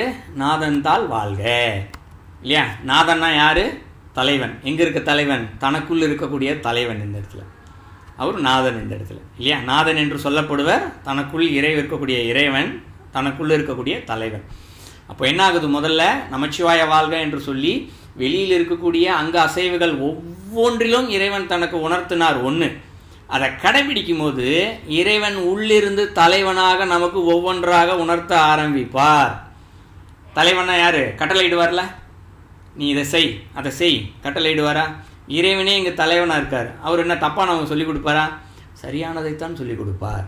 அப்போ இறைவன் உள்ளிருந்து நம்ம கட்டளையிட்டு கொண்டே இருக்கிறார். எப்போ? சரியானதை பஞ்சபோதத்திலிருந்து நாம் இறைவன் சொல்லிக் கொடுப்பதை தெரிந்து கொள்ளும்போது உள்ளிருந்து நமக்கு இறைவன் கட்டளையிடுவார். அந்த கட்டளை இட்டதையும் நாம் சரியாக கடைபிடிக்கிறோம். அடுத்து ஏன் முதல்ல திருவாசகத்தை படிக்கிறோம், அப்போ பஞ்சபோதத்தில் இருக்க தெரிஞ்சுக்கிறோம். அப்போ உள்ளிருந்து இறைவன் கட்டளை இடுறார். ஏன்னா நம்ம எத்தனை கோடி பிறவி இருக்குன்னு நமக்கும் தெரியாது இல்லையா? அகாமிய கர்மா அவ்வளோ இருக்கும் இந்த இடத்துல, பிராப்த கர்மா அவ்வளோ இருக்கும் இந்த இடத்துல, எவ்வளோ இருக்குன்னு தெரியாது, செஞ்சத கர்மா எவ்வளோ இருக்குன்னு தெரியாது. ஒவ்வொன்றையும் போக வைக்கிறதுக்கு அவ்வளோ சொல்லி கொடுப்பார். எல்லாத்தையும் கடைபிடிக்கும் போது அதனுடைய பலனும் என்ன, இந்த இடத்துல போக ஆரம்பிக்கும். ஒவ்வொரு வினை இப்போ எல்லாம் சுத்தமாகிக்கிட்டே போகிறார் இந்த இடத்துல. ஸோ பஞ்சபூதத்தை தெரிஞ்சுக்க ஆரம்பிக்கிறோம், நமக்குள்ளேருந்து சொல்ல ஆரம்பிக்கிறார், குருவாக இருந்து நமக்குள்ளேருந்து குருவாக இருந்து சொல்ல ஆரம்பிக்கிறார்ன்றது தான் திருமந்திரத்தில் ரொம்ப பாடலில் ரொம்ப அழகாக விளக்கம் கொடுத்துருக்காரு, நிறையா பேசியிருக்கோம். ஸோ அப்படி சொல்லிக் கொடுப்பதை கேட்கும் போதும் அதனுடைய பலன் நம்மை இறைவன் நோக்கிய பயணத்திற்கு கொண்டு செல்கிறது. ஸோ இதை தான் அவருக்கு மாணிக்கவாசருக்கு நடந்துச்சு. முதல்ல வெளியிலலாம் தெரிஞ்சு இறைவனுடைய திருவடி தீட்சை வச்சிச்சு. இறைவனுடைய திருவடி தீட்சை என்பது என்ன, பஞ்சபூதங்களால் ஆன வெளியில் புறமாக நடக்கக்கூடியது. திருவடி தீட்சை பெற்றோன்னே அமைதியாக போய் உட்காந்துட்டார். எல்லாருக்கும் தெரியும் அவருடைய வரலாறு இல்லையா. அமைதியாக உட்கார்ந்ததுக்கு பின்பாகத்தான் உள்ளுக்குள்ளிருந்து நாதன் அவருக்கு சொல்லி கொடுத்து கொண்டே இருக்கிறார். மொத்த ஞானத்தையும் தெரிய வைக்கிறார். என்ன, அவருக்கு பழசு மறந்தார் இல்லையா, இறைவன் கொடுத்த ஆகமெல்லாம் இருக்கார் பாருங்க, மொத்தத்தையும் அவர் தெரிஞ்சுக்கிறார் இந்த இடத்துல. அதான் வாழ்க்கை அப்படின்னு சொல்கிறார் இந்த இடத்துல. நமச்சிவாயவாக நாதன் தாழ் வாழ்க சொல்லிட்டு தான் என்ன சொல்கிறாரு, இமைப்பொழுதும் என் நெஞ்சில் நீங்காதான் தாழ் வாழ்க அடுத்தடியும் சொல்கிறார். ஸோ அப்போ என்ன, அப்போது இறைவன் உள்ளேருந்து சொல்லி கொடுத்துட்டு தான் இருக்கார். அவர் கடைபிடிச்சார். அவர் கடைபிடிச்சதில் ஒரு விஷயத்தை நல்லா தெரிஞ்சுக்கிட்டார். என்ன தெரிஞ்சுக்கிட்டாரு, இறைவன் இமைப்பொழுதுன்றது எல்லாருக்கும் தெரியும் சரியா. இமைப்பொழுதுன்றது நொடிக்கும் குறைவான நேரம் இந்த இடத்துல. ஸோ வினாடி, நிமிடம், வினாடி, வினாடிக்கும் குறைவான நிமிடம், நொடி, நொடிக்கும் குறைவான நேரம் தான் இந்த இடத்துல இமைப்பொழுது. இந்த இமைப்பொழுது கூட நீ என்ன பண்ணுற, என்கிட்ட இருந்து விலகலை அப்படின்றத நான் தெரிஞ்சுக்கிட்டேன் அப்படிங்கிறார். அப்போ என்ன ஆகுது, அவர்கிட்ட மட்டும் இல்லை, நமக்குள்ளே இறைவன் இருக்கார். இமைப்பொழுது கூட நம்ம கூட விலகாமல் தான் இருக்கார் இந்த இடத்துல. என்ன அவர் சொல்கிறத நம்ம கேட்கறது இல்லை. பல நேரங்களில் இதை உணர்வு ரீதியாக பார்க்கணுன்னா நம்மளே செக் பண்ணி பார்க்கலாம். சில நேரங்களில் அறிவு சொல்லும், சில நேரங்களில் புத்தி சொல்லும். அறிவு என்ன சொல்லும், இந்த இடத்துல கோயிலுக்கு போ, சாமி கும்பிடு, அங்கேயே ஒரு மணி நேரம் உட்காரு, நிம்மதியாக வான்னு சொல்லும். புத்தி என்ன சொல்லும், கொஞ்ச நேரம் கழித்து போகலாம், இந்த சினிமா படம், டிவி இன்ட்ரெஸ்ட்டாக நாடகம் ஓடும், சினிமா ஓடும், இதை மட்டும் பார்த்துட்டு போகலாம், இல்லை கொஞ்ச நேரம் விளையாண்டுட்டு போகலாம், இது புத்தி சொல்லும். அறிவு நல்லதை சொல்லும், புத்தி இந்த மாதிரி ஏமாற்றும் இந்த இடத்துல இல்லையா. ஸோ அறிவு சொல்கிறத கேட்கணும், புத்தி. ஸோ அப்போ இறைவன் இமைப்பொழுதும் நீங்காமல் உள்ளே இருந்து அறிவு வடிவாக நமக்கு ஏதோ ஒன்றை சொல்லி கொடுத்து கொண்டே தான் இருக்கிறார். ஏதாச்சும் ஒரு பொய் சொல்லிடுவோம், உள்ளுக்குள்ளே சின்ன உறுத்தல் இருக்கும், பொய் சொல்லிட்டேமேன்னு ஒரு உறுத்தல் இருக்கும் இல்லையா. உறுத்தல் இருக்கோ இல்லையோ, பொய் சொல்லியிருக்கோன்ற ஒரு எண்ணமாவது மனசில் இருக்கும்ல. எண்ணத்தை யார் கொடுக்குறா, இறைவன் இமைப்பொழுது கூட நீங்காமல் நமக்குள்ள சொல்லி கொடுக்குறாரு இந்த இடத்துல இல்லையா. இமைப்பொழுதும் நீங்காதான் தாழ்வாழ்க, இதை தான் அடுத்தடியில் சொல்கிறார் இந்த இடத்துல. ஸோ கோக்களியாண்ட குருமனிதன் தாழ்வாழ்க. கோக்களியாண்டனா, கோக்களி என்பதற்கு நம்முடைய ஆசிரியர்கள் எல்லாமே திருவாவடுதுறை கோயிலில் தான் குறிப்பிட்டிருக்காங்க இந்த இடத்துல. ஸோ கோயில் என்று சொல்லப்படுது, இறைவன் கோயிலெல்லாம் இருக்கார். இப்போ என்ன பண்ணுறாரு, முதல்ல பஞ்சபூதத்துலேருந்து பல விஷயங்கள் தெரிஞ்சுக்கிறோம், உள்ளேருந்து பல விஷயம் அவர் தெரிஞ்சுக்கிட்டாரு இந்த இடத்துல. இமைப்பொழுதும் நீங்காமல் இருக்காருன்னு தெரிஞ்சுக்கிட்டாரு. இப்போ சாதாரண மனிதர்கள் இதெல்லாம் தெரிஞ்சிக்கல இல்லையா. ஸோ கோயில்களுக்கு போகிறோம், அதன் வழியாகவும் கோயில்களும் பல விஷயங்களை நமக்கு சொல்லிக் கொடுக்கிறது. அப்போ அதன் வழியாகவும் பெற்ற பலன்களினாலும் இங்கு இறைவனை சென்று அடையலாம், அதுவும் வாழ்க அப்படின்னு சொல்கிறார். இப்போ 4வது அடியில் தான் ஆகமம் ஆகி நின்ற அன்னிப்பால் தாழ்வாழ்க அப்படின்றது. அப்போ என்ன அர்த்தம், இப்போ முதல்ல நம்ம ஆரம்பித்தோம் இல்லையா, இறைவன் ஆகமத்தை கொடுத்தாரு, பத்திரமா வச்சிருக்காரு அப்படின்னு சொன்னோமா இந்த இடத்துல. இப்போ தான் வருது, இதுதான் சான்று. அப்போ ராமாயணத்தில் நடந்த கதை உண்மையானதுக்கான சான்று 4வது அடி. அவர் வேதம்னு சொல்லியிருக்கலாம்ல இந்த இடத்துல, ஏன் ஆகமம்னு சொல்கிறார் இந்த இடத்துல. ஆகமத்துக்கு மேலானது வேதம், இறைவன் வேத வடிவானவன்னு சொல்லுவோம், வேதத்தின் வடிவாக தான் உலகெல்லாம் இயக்கிறாருன்னு சொல்கிறோம். இப்போ தானே இறைவனாக நின்றுட்டார் இந்த இடத்துல. ஆனாலும் இந்த இடத்துல அவர் என்ன படிச்சிருக்கலாம், இந்த இடத்துல வேதம் ஆகி நின்று அப்படின்னு படிச்சிருக்கலாம். ஆனால் என்ன பண்ணுறாரு, ஆகமம் ஆகி நின்று தான் படிக்கிறார். அப்போ வேதத்தின் விளக்கமாகவே இருக்கின்ற அன்னிப்பான் தாழ்வாழ்க. விளக்கம்னா என்ன, விளக்கம் என்ன இருக்கும் இந்த இடத்துல, வேதத்தோட விளக்கம் என்ன இருக்க போகுது, இறைவனை சென்று அடைவது எப்படி, ஒவ்வொன்றும் சொல்லி ஒவ்வொரு வகை, பக்தி மார்க்கம், ஞான மார்க்கம், கர்மயோகம், எல்லா மார்க்கங்களும் எத்தனை வழிகள் இருக்கோ அத்தனை வழிகள்லையுமே இறைவன் நீங்கள் வழிகாட்டிக்கிட்டே இருக்கார். அவ்வளோ வழிகளையும் சொல்லுது ஆகமம் இந்த இடத்துல. இந்த நீ ஆகமம் யாருன்னு பார்த்தா நீ தான் ஆகமாக இருக்க இந்த இடத்துல. வேதமாகவும் நீயாத்தான் இருக்கு, அதோடைய விளக்கமும் நீயாத்தான் இருக்க, அதை சொல்லிக் கொடுக்கறதும் நீ தான். ஸோ இதன் சரியாகபடி கடைபிடித்தால் அதனுடைய பலன் இங்கே வாழ்க. என்ன, அதை நாம் கடைபிடிக்கும் போது அதனுடைய பலன் என்ன, இறைவனுடைய திருவடி சேர்தல். அடுத்தடியில் என்ன சொல்கிறாரு, ஏகன் அநேகன் இறைவனடி தாழ்வாழ்க. அப்போ இறைவனை தெரிஞ்சுக்கிட்டோன்னா ஏகன் அநேகன், ஏகன்னா என்ன, ஒருத்தர் தான், ஒருத்தராகவும் நீ தான் இருக்க. அநேகன் அப்படிங்கிறாரு, உலகத்தில் இருக்கக்கூடிய எல்லா மனிதர்கள் ஜீவராசிகளும் அநேகன், எல்லாமுமா நீ தான் இருக்கன்றதையும் தெரிஞ்சுக்கிறாரு அந்த இடத்துல இல்லையா. ஸோ அப்போ அதை தெரிஞ்சுக்கிட்டோம் அப்படின்னாலே, தெரிஞ்சுக்கிட்டோன்னா என்ன, நம்ம அடிக்கடி சொல்கிற பார்த்து தான், ஒவ்வொரு பொருளையும் இறைவனையும் பாருங்கள். திருமூலரே ஒரு பாடலில் சொல்லுவார் இந்த இடத்துல, என்ன சொல்வார் இந்த இடத்துல? நான் ஒவ்வொரு பொருளையும் நான் இறைவனை இங்கு காண்கிறேன் அப்படின்னு திருமூலர் இந்த இடத்துல சொல்வார். எப்படி பார்க்குறாரு? இதுதான் இந்த இடத்துல. ஸோ அப்போ நாமும் அதுபோல் பார்க்க ஆரம்பித்து விட்டோமே ஆனால் அப்போ அதன் வழியாக இங்கு இறைவனை உணர்கிறோம் அப்படின்றது பொருள். அப்போ பலன் என்ன? இறைவனை ஒரு இடத்துல பொருளை பார்த்தோம்னா அதுவும் நம்மை இறைவனிடத்தில் அழைத்து செல்கிறது. அப்போ இந்த இடத்துல இவர் என்ன சொல்கிறார்? இந்த இடத்துல வாழ்க வாழ்க வாழ்கன்னு இவ்வளோ விஷயம் சொல்கிறார். இதுலேருந்து நாம் தெரிந்து கொள்ள வேண்டியது, பார்க்கின்ற, கேட்கின்ற, உணர்கின்ற, நுகர்கின்ற அனைத்தின் வழியாகவும் இங்கு இறைவன் நமக்கு பலவற்றை சொல்லி கொடுத்து கொண்டே இருக்கிறார். நாம் தான் கேட்பதில்லை. அதை சரியானபடி கேட்டோமே ஆனால் வாழ்க, அந்த வார்த்தைக்கு நாம் பெருமைப்படுத்தியவராக இருப்போம், அதனுடைய பலனை பெறுவோம். நமக்கு உள்ளிருந்தும் இங்கு சொல்லி கொடுத்து கொண்டே இருக்கிறார். அதையும் நாம் சரியாக நம்மளுடைய இந்த ஒரு இமைப்பொழுதும் நீங்காமல் நம்மோடு இருந்து சொல்லி கொடுத்து கொண்டே இருக்கிறார் இல்லையா? ஆகமாக இருந்து நமக்கு அருகிலேயே இருந்து அன்னிப்பான், சிறிது கூட விலகாமல் இந்த இடத்துல நமக்குள்ளே சொல்லி கொடுத்து கொண்டே இருக்கிறார். அப்படி தெரிஞ்சுக்கிட்டோம்னா ஏகனாகவும் அவர் தான் இருக்கார், அநேகனாகவும் அவர் தான் என்பவர் இருக்கிறார். ஸோ இது எல்லாத்தையுமே நம்ம தெரிஞ்சுக்கலாம். தெரிந்து கொண்டால் அதனுடைய பலன் வீடு பேறு ஒன்று தான். இதுதான் அவர் சொல்லி முடிக்கிறாரு இந்த பாடலில். ஸோ திருவாசகம் மொத்தத்தையும் நம்ம பார்த்தோம், ஒரு சுருக்கமாக பார்த்தோம் அப்படின்னா, திருவாசகம் என்ற வார்த்தையே இந்த உலகியல் ரீதியாகவும் இறைவனை சென்று அடையக்கூடியதுக்கு அனைத்து சேர்ந்த ஒரு பொக்கிஷமாக நமக்கு இருக்கிறது.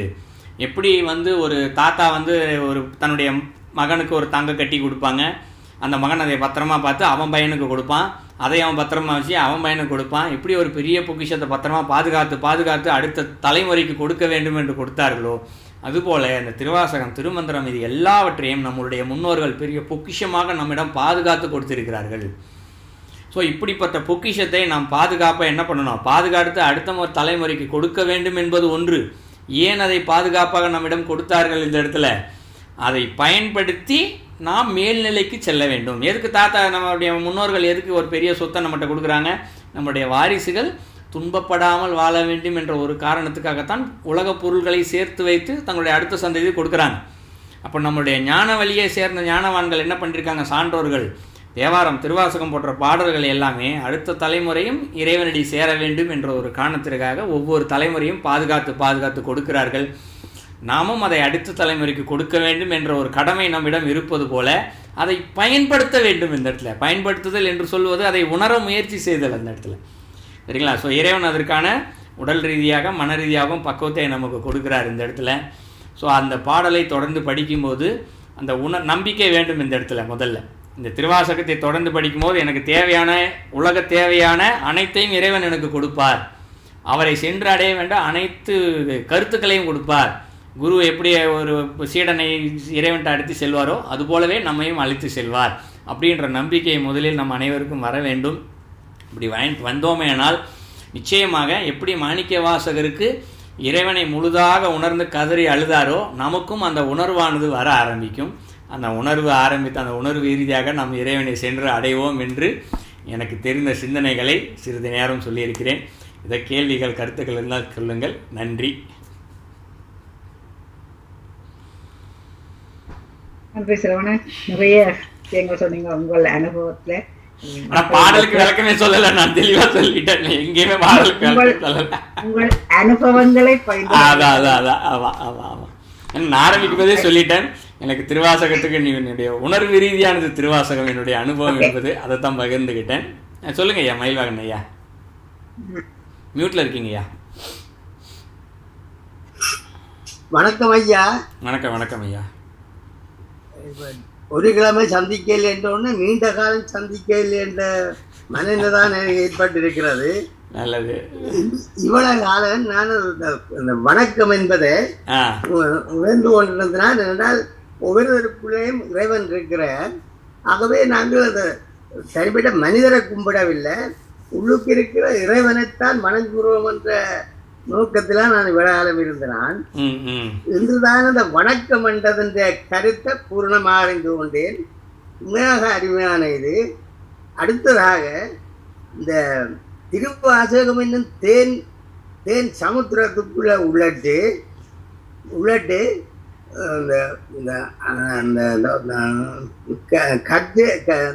தேர்ந்து உணர்ந்து அருமையான கருத்துக்களை தந்தீங்கள். மிக நன்றி. அடுத்ததாக இந்த பே என்ற ஒரு விஷயத்தில் நான் உங்களோட நெடுகலின் கருத்துக்கள் கேட்கிறதான். இவ்வளவு காலம் பேய் என்று சொன்னால் இந்த இறந்த ஆத்மாக்கள் உரிய இடத்துக்கு போகாமல் அந்தரிச்சு திரியறதா என்றதான் அந்த பேய் என்ற நான் மேற்கொண்டான். இன்றுதான் அந்த பேய் என்றால் வாழ்க்கையிலே நாங்களும் பேயாத்தான் தெரிகிறோம். ஏனென்றால் அந்தந்த உணர்வை அந்தந்த இடத்துக்கு சேர இல்லை என்று சொன்னால் நாங்கள் பேய் தான். அருமையான கருத்தை கேட்டுக்கொண்டேன். மற்றது இன்னொன்று வைக்கிறார். உண்மையாக அந்த இது இந்த விளக்கம் இந்த சாதாரண மக்களும் விளங்கிக் கொள்ள இவ்வளவு நாளும் 10 நாள் கருத்தரங்களும் கொஞ்சம் ஆழ்ந்த அறிவு உள்ளவர்கள் தான் அதை விளங்கிக் கொள்ள முடியும் என்ற நோக்கத்தோடு இருந்தனால் இன்றைக்கு சாதாரண மக்களும் உங்களுடைய கருத்துக்களை ஏற்று வழிநடத்த முடியும் என்பதை பூர்ணமாக அறிவித்து விட்டீர்கள். நன்றி, வணக்கம். நல்லது, நன்றி ஐயா. திருமூலர் காப்பாற்றிட்டாருன்னு நினைக்கிறேன், ஸ்ரீனிவாசன் சொன்ன மாதிரி. நன்றி ஐயா. வேறு யாராவது கருத்துக்கள், கேள்விகள், எல்லாத்தையும் உங்களோட அனுபவங்கள், இந்த சந்தர்ப்பத்தில் நீங்கள் உங்கள் அனுபவங்களையும் பகிர்ந்து கொள்ளலாம். புலவரையா, நீங்கள் சொல்லுங்க ஐயா. நீங்கள் தான் திருவாசகத்தை கரைச்சி குடிச்சவர். நீங்கள் தான் சொல்லணும் முதல்ல கருத்துக்களை. தவறான கருத்துக்கள் எதுவும் சிந்தனைகள் இருந்ததா என்ன சொல்லுங்க. ஏன்னா என் உணர்வுகளை சொன்னேன், சரியானதா தவறாது என்று சான்றோர்கள் தான் சொல்லணும் இந்த இடத்துல. ஐயா மியூட்ல இருக்கீங்க. நன்றி சரவணன். மற்றவருடைய கருத்தை கேட்டா அவர்களுக்கு நாங்கள் சந்தர்ப்பத்தை கொடுக்கணும். நான் கருத்து சொன்னா கூட மற்றவர்கள் சந்தர்ப்பம் அவர்கள் கதைக்க ஒழிக்கிற மாட்டார்கள், நிச்சயமா ஒழிக்கிற மாட்டார்கள். கர்ணன் ஐயா சொல்லுங்க. ஒரு வித்தியாசமான ஒரு கோணத்துல ஒரு மாணிக்கவாசகர் எப்படி அவரோட அனுபவத்தை திருவாசகத்துல கொடுத்தாரோ, உங்களோட அனுபவத்தை நீங்க இதுல கொடுத்துருக்கீங்க. ஒரு வித்தியாசமான முறையில இருந்தது. ஸோ திருவாசகத்தை இந்த மாதிரி ஒரு ஆங்கிள்லயே நம்ம பார்க்கலாம் அப்படின்னு சொல்லியிருந்த அந்த ஒரு இது ரொம்ப உணர்த்திருச்சு. அந்த பார்க்கறதோட விட்டுறாம நம்ம அதை உணரணும், அதை உள் வாங்கிக்கிறோம்னா அப்படியே நடக்கணும் அப்படின்னு அந்த சொல்லியிருந்ததெல்லாம் உள்ள நல்லா அப்படியே உள்ள ஏறிக்கிட்டு இருக்கு. திரும்ப ஒரு தடவை 2 தடவை இதெல்லாம் கேட்டோம்னு வச்சுக்கோங்களேன், அப்படியே கொஞ்சம் கொஞ்சமா உள்ள வரலாம். ஒரு இறைவனோட வாக்காகவே அதை நினைக்கிறேன் நான். நன்றிங்க. மிகச்சிறந்த ஒரு நல்ல ஒரு சிந்தனை. நன்றி. நல்லது நல்லது. நன்றி ஐயா. நன்றி ஐயா. நன்றி. தங்கராஜா ஐயா.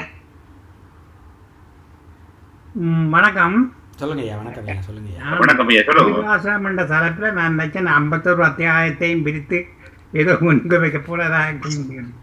அது நாங்கள் கண்டதும் கேட்டதும் கேள்விப்பட்டதும் காலகாலமாக தான் இவ்வளோ செய்து கொண்டே இருக்கிறோம். ஆனால் எங்களுக்கு எது தேவைப்பட்டதோ அதை தத்துவார்த்த பூர்வமாக இன்றைக்கு திருவாசக சிந்தனை என்ற முறையில் சிந்தனையாக எங்களுக்கு முன்வச்சு வச்சது அற்புதமான ஒரு நிகழ்வு. இது மறக்க முடியாத நிகழ்வு. எங்களுக்கு தேவைப்படுமான நல்ல அருமையான நிகழ்வு. இதுக்கு அதுக்கு பாராட்டுவதற்கு எல்லாம் இல்லாமல் பாராட்டால் கொடுக்கக்கூடிய நன்றி. எனக்கு வார்த்தையே இல்லை ஐயாக்கு. ஓகே, வேறு கருத்துக்கள்? சரவணன் குரு கருத்து சொல்லக்கூடியவர். வணக்கம், சொல்லுங்க குரு. ஒரு உணர்வுபூர்வமான ஒரு கருத்து தெரிஞ்சிருக்கு. அதாவது வணக்கம் நம்ம சொல்லும் போது நம்ம உடல் பொருள் எல்லாமே குயிக்கா ஒரு பாடி ரியாக்ஷன் கொடுக்குது. அது இறைவனை நாடி போறதுக்கு ஒரு சிறந்த வழியா இருக்கும் அப்படின்னு இன்னைக்கு ஐயா சொன்னது ரொம்ப ரொம்ப ரொம்ப நல்லா இருந்தது கருத்து. அதுக்கப்புறமா திருவாசகத்தை நம்ம படிக்கும்போது உண்மையிலேயே ரொம்ப அது எப்படின்னு கேட்டீங்கன்னா மெய் உருகுது.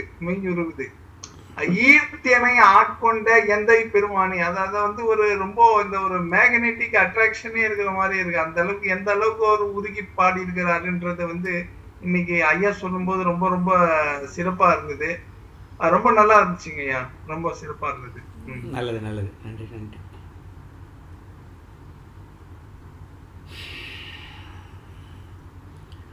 வேறு கருத்துக்கள்? வணக்கம் சரவணன். வணக்கம் எல்லாருக்கும். சொல்லுங்கம்மா.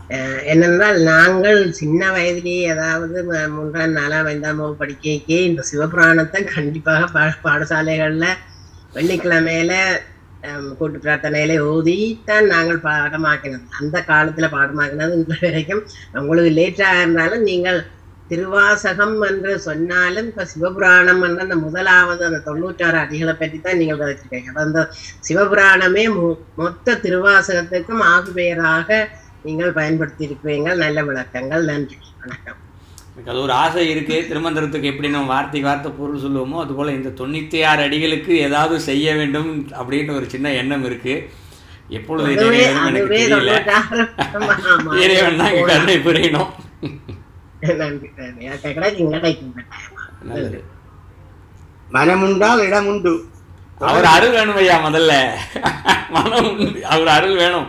இதுவே கிட்டத்தட்ட நான் உணர்ந்த இப்போ நான் பேசிய கருத்துக்கள் எல்லாமே அது திருவாசகம் பாடல் கேட்டு குறைஞ்சது எனக்கு ஒரு வருடம் இருக்கும். 1 வருஷம் மைண்டுக்குள்ளே போய்கிட்டே இருக்கும். அப்படியே உணர்வு ரீதியாக அப்பப்போ கேட்பேன். அது உணர்வு ரீதியாக போகும். எனக்கு அது வார்த்தையாக வெளிப்படுத்த தெரியாது உணர்தலை. நேற்று சிரஞ்சீவனம் சொல்லும்போது தான் சரி ஓகே நம்மளுடைய உணர்வுகள் சொல்லிடுவோம் நினச்சி முடிவு செஞ்சு திருவாசகம் தலைப்பு கொடுத்ததுக்கு பின்பு தான் என்ன பேசலாம், எங்கே ஆரம்பிக்கலாம்னு எனக்கு பல குழப்பம் காலையிலேருந்து. எப்படி பேசுவது, எங்கே பேசுறது, எவ்வளோ நேரம் பேசுவோம், எதுவுமே தெரியாது. நான் யோசித்தேன் ஒரு 30 நிமிஷம் மட்டும் பேசுவோம், அதுக்கு மேலே நம்மளால் இயலாதுன்னு சொல்லி தான் நான் ஆரம்பித்தது. ஆனால் 1 மணி நேரம் வந்து நிப்பாட்டிடுச்சு அதுவே நமக்கு இன்னும் இயற்கையாகவே.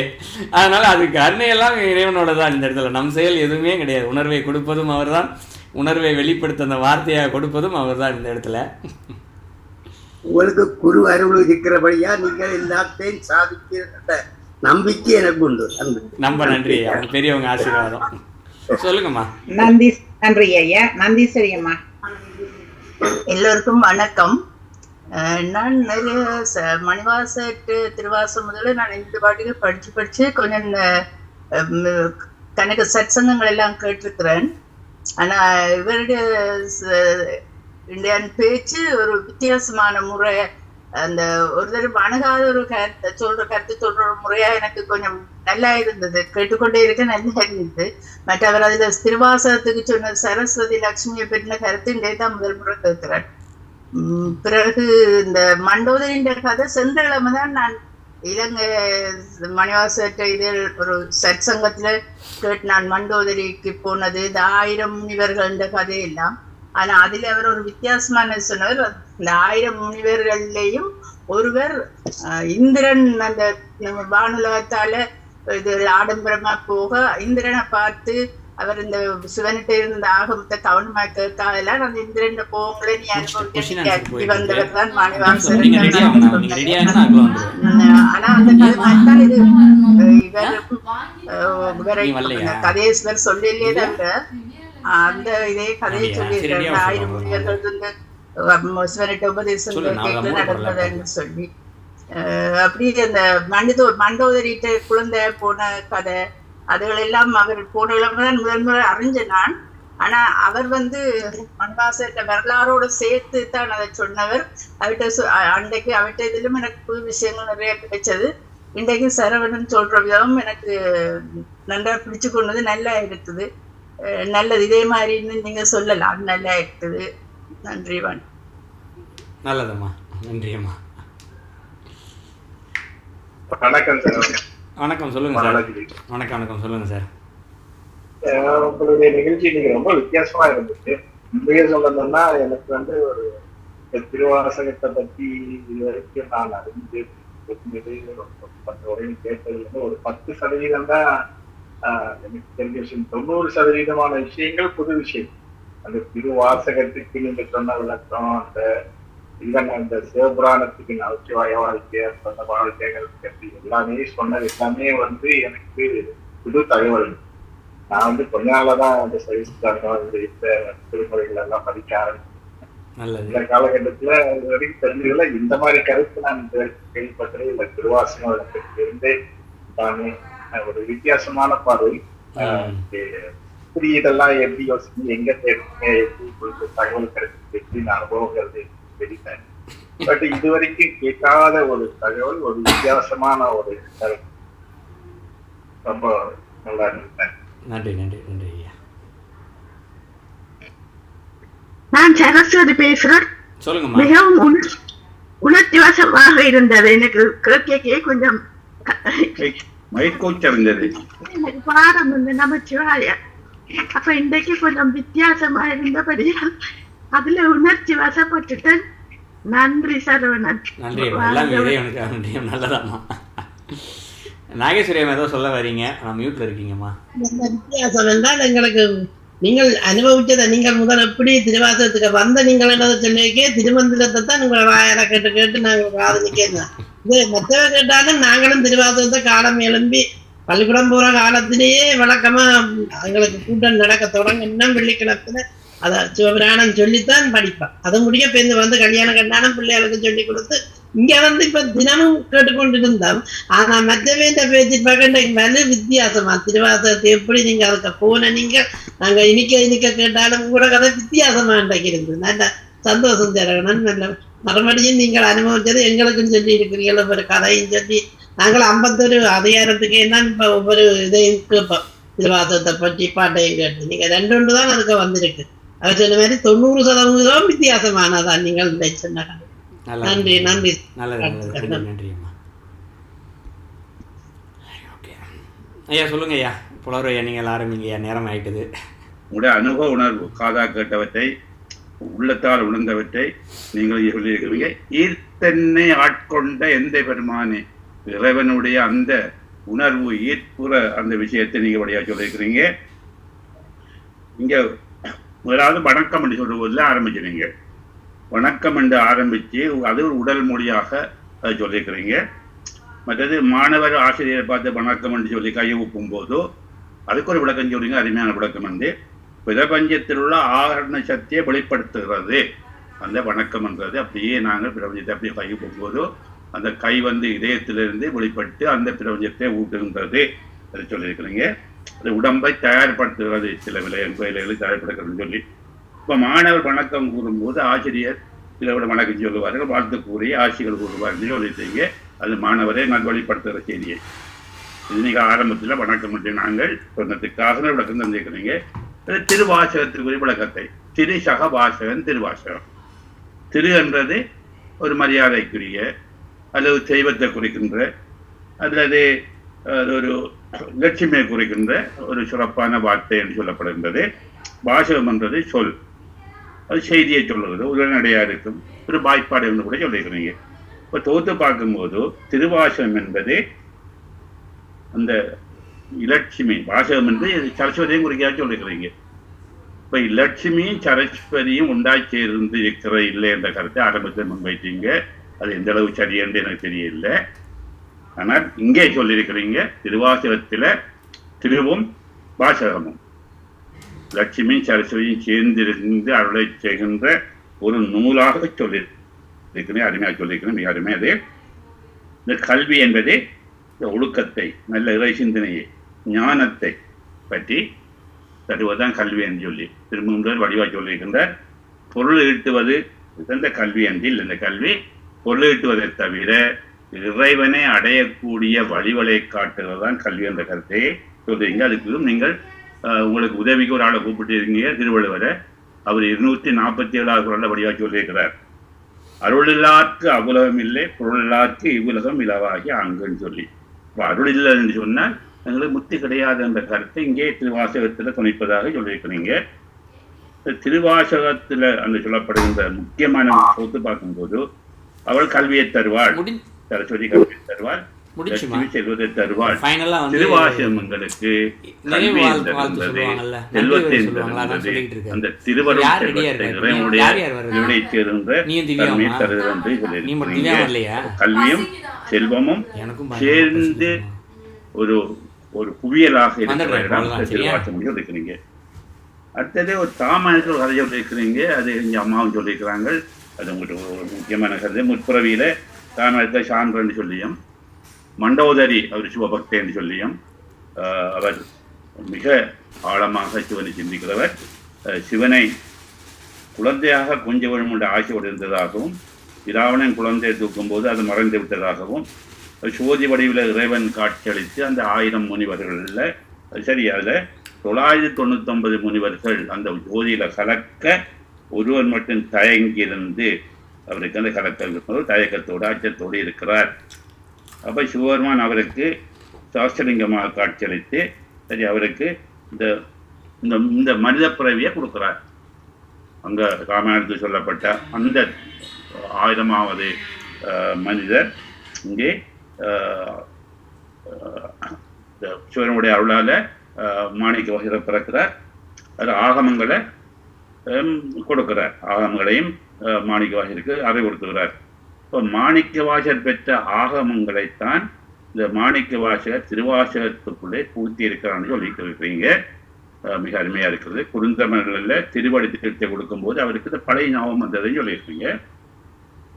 அவரை அழுது அழுது அழுது கதறுகிறார். என்னை கண்டு அழுதுகிறார். அவருக்கு கட்டாமனம் போல கதறியும் பதறியும் மற்றொரு தெய்வம் கனவில் நினையாது என்று சொல்லி அரபரத்தொருவன் அவனியில் வந்து குருவரனாகி அவருடைய பெருமை என்று அவரை சொல்கிறார். அப்போ குறுந்தமிழிலே சிவபெருமான் இந்த குருவாக வந்த அவருடைய தன்மையை அவர் ஆட்கொண்டு சொல்லுகிறார். அவர்தான் அவருக்கு அந்த இறைவன் ஆட்கொண்ட தன்மையில தன்னுடைய அச்சத்தை எல்லாம் போக்குறதாக குறிப்பிட்டிருந்தீர்கள். அச்சம் தேய்த்து ஆட்கொண்டு அச்சம் தவிர்த்து என்று சொல்லி, அப்ப இறைவன் இந்த மனித பிறவிலை நான் பிறந்தோம், அங்க 10 கிடைக்கிறோம் என்று சொல்லி எல்லாம் இருக்கிறேன் இல்லை, அந்த பயத்திலிருந்து ஒரு விடுதலையை கொடுத்திருக்கிறார் என்ற கருத்தை மாணிக்கவாய் சொல்லியிருக்கிறார். அது திருவாசகத்தை நான் ஏன் படிக்க வேண்டும் என்று ஒரு கேள்வியை கேட்டிருக்கிறீங்க. சரியா? திருவாசகத்தை படிக்கிறதுக்கு முதல் எங்களுக்கு மாயையில நாங்கள் உழன்று இருக்கிறோம். இந்த மாயையை கொடுத்து அதை இந்த இறைவனை மறக்க செய்கிறோம். இதிலிருந்து இறைவன் விடுபட வேண்டும், இறைவனை காண வேண்டும் என்ற அந்த ஒரு ஞாபகத்தை உண்டாக்கி இந்த பற்றை பதவியை உதறச் செய்ய வேண்டும் என்று சொல்லி அந்த இறைவன் இந்த திருவாசகம் மூலமாக மணிவாசகர் எங்களுக்கு தந்தை செய்தியை சொன்னார். நமது மாயையையும் மாணிக்க வாசகர் மூலம் அகலச் செய்கிறார். ஆசையை அறக்கச் செய்கிறார், வினையை ஒழுக்கச் செய்கிறார், பிறவியை ஒழிக்கச் செய்கிறார். பிறவி ஒழிந்தால் முத்து கிடைக்கும் என்பதை இந்த திருவாசகம் எங்களுக்கு அறிவுறுத்ததானபடியால் நாங்கள் திருவாசகத்தை படிக்க வேண்டும். அது திருவாசகம் சிறந்த பொக்கிஷம் சொல்றார். பொக்கிஷம் என்றது அது கிடைத்தற்கரிய அரும்பெரும் பொருள். அந்த பொருளை நாங்கள் உரிய முறையில் பயன்படுத்த வேண்டும். பயன்படுத்தினால் அதை நாங்கள் உணர்ந்தால் நாங்கள் இறைவனுடைய திருவிடை அடையலாம் என்ற கருத்தை சொல்லியிருக்கிறீங்க. சில சான்றுகளை சொல்லியிருக்கிறீங்க, சில கருத்துக்களுக்குரிய உதாரணங்கள். நமச்சிவாய வாழ்க நாளந்தாள் வாழ்க என்று சொல்லி முதலாவது சிவகானத்தில் சொல்லப்பட்ட முதலாவது அடிகளை பற்றி சொல்லியிருக்கிறீங்க. இதில் இந்த வாழ்க என்பது இறைவனை நாங்கள் வணங்கும் போது கொஞ்சம் ஞானம் குறைந்தவர்கள் எங்களை போலவர்கள் எல்லாம் திருவடியிலிருந்து ஆரம்பித்து பாடுவார்கள். அதாவது பாதாதிகேசம். கொஞ்சம் உணர்ந்தவர்கள் ஞானியர் திருமுடியிலிருந்து அந்த பாடலை ஆரம்பிப்பார்கள். அதாவது நடந்து உணர்ந்தவர்கள் ஏஷாதி பாதம்னு சொல்லுவோம். நம சிவாய சிவாய நமன் கூட சொல்லலாம். இப்போ மாணிக்க வாசகர் இந்த முழுமையாக இறைவனை உணர்ந்தபடியால் நமச்சிவாயார் வாழ்கின்ற மட்டுமே நமச்சிவாய இறைவனுடைய முழு வடிவத்தையும், இறைவனுடைய மந்திரம், அந்த இறைவனுடைய வடிவம், அவனுடைய நாமம் அப்படி சொல்லி அது வடிவாக சொல்லியிருக்கிறீங்க. நமச்சிவாய வாழ்கின்றது அந்த அப்படியே இறைவனை முழுமையாக நான் நம்பும் போது எங்களுக்கு என்ன செய்யுது? அந்த நமச்சிவாய வீடு பெற்று தருகிறது. அந்த முதலாவது அடியிலே ஒரு சிறப்பான விளக்கம் வந்திருந்தது. அதாவது நாதன் தாழ் வாழ்க, நாதன் என்பது தலைவன் என்று சொல்லி, ஆனால் இன்னொரு விளக்கத்தை இங்கே பல முறை கேட்டிருக்கிறோம். நாதன் என்பது இறைவன் நாத வடிவானவன். அந்த கருத்தை சொல்லாமல் விட்டது என்று தெரியவில்லை. ஒரு தலைவனாக, உபதேசம் செய்கிறவனாக, கட்டளை கொடுக்கிறவனாக, பற்றை நீக்கச் செய்வனாக அந்த தலைவன் இங்கே விளக்கம் தந்தீங்க. அருமை அருமை. அதாவது சித்தமலம் அறிவித்து சிவமாக்கியனே ஆண்ட அத்தன். இறைவன் தலைவனாக இருந்து எங்களுடைய மலத்தை நீக்கிறான். எங்களுக்கு ஒரு தந்தையாக இருக்கிறான். தலைவன்றதுக்கு பொருள் வடிவாக வருது. இமைப்பொழுதும் என்னெஞ்சில் நீங்காதான், எப்போதும் எங்களோடு இருக்கிறான். அப்போ தலைவன் என்றவன் உயிருக்கு உயிராக இருக்கிறவன் இறைவன் என்ற கருத்தை இங்கே அடித்து சொல்கிறீங்க. மற்றது ஆகவமாகி அன்னிப்பான். இங்கே 2 விஷயத்தை சொல்றார். இமைப்பொழுதும் என்னெஞ்சில் நீங்காதான், அப்ப உன்னை விட்டு பிரியாதவன், எப்போது என்னோட இருக்கிறவன். மற்றது ஆகமமாகி அன்னிப்பான், எங்களுக்கு அருகிலே எப்போதும் இருக்கிறான் என்ற கருத்தை சொல்கிறீர்கள். மற்றது இன்னொரு சொல்லியிருக்கிறீங்க. ஏகன் அநேகன், இறைவன் ஒரு முழுமுத கடவுள், ஒப்பாரும் மிக்காரும் இல்லாத கடவுள், ஒரு ஒப்பிலி என்று சொல்லுவோம். ஆனால் அவன் அநேகன், பல பல வேடமாகும் பரநாரிபாகன் பசுவேறும் எங்கள் பரமன் என்று சொல்லி தேவார்த்தப்படுகிறார்கள். பல பல வேடம் என்றது பல வடிவமாக இருக்கிறார். எல்லா உயிர்களையும் இருக்கிறார், எல்லா உயிர்களையும் கலந்திருக்கிறான். எல்லார் உயிர்கள் உணரும் பான்மையினை மேலொருவன் இல்லாதான் எங்களை என்றால் எல்லா உயிர்களாலும் உணர முடியாத தன்மை பெற்றிருக்கிறான். அந்த மிக வடிவாக சொல்லுகிறீங்க. இந்த திருவாசகத்துக்குள்ள உள்ளே நுழையாவிட்டாலும் இந்த முதல்ல ஒரு 3-4 அடிகளை வச்சுட்டு இவ்வளவு விளக்கமாக தெரிஞ்சுக்கிறது உடைய அந்த சிந்திக்கின்ற உணரக்கூடிய அனுபவ பகிர்வு மிக சிறப்பாக இருக்கிறது. எடுத்த விஷயத்தை நல்ல வடிவாக கொடுத்து கூறியிருக்கிறீங்க, தொகுத்து கூறுகிறீங்க, சிறப்பித்து கூறியிருக்கிறீங்க. உங்களுக்கு உங்களுடைய திருவருள் நிச்சயமாக கிடைக்கும் என்றால் நீங்கள் அனுபவ ரீதியாக அறிந்து உணர்ந்தவற்றை எங்களுக்கு தெளித்து சொல்லியிருக்கிறீங்க. மிக்க மிக்க மகிழ்ச்சி. நன்றி நன்றி, மிக்க நன்றி ஐயா. நாங்கள் நிறைவு செய்வோம். இன்றைய நிகழ்ச்சியில் கலந்து கொண்டு எங்களுக்கு ஆழமான கருத்துக்களை, உணர்வுபூர்வ கருத்துக்களை, தன்னுடைய அனுபவத்தை எங்களுக்கு வெள்ளிடை மலையாக ஆக்கி தந்த சரவணன் அவர்களுக்கு எங்களுடைய இதயபூர்வமான மனு தெரிவிக்கிறோம். அவர் மீண்டும் மீண்டும் சிறப்பாக இப்படியான நிகழ்ச்சியை கலந்து கொண்டு எங்களுக்கு அருமையான உரைகளை நிகழ்த்த இறைவன் அருள் புரிய வேண்டும் என்று கூறி அவரை வாழ்த்தி அவருக்கு மகிழ்வை தெரிவித்துக் கொள்கின்றோம்.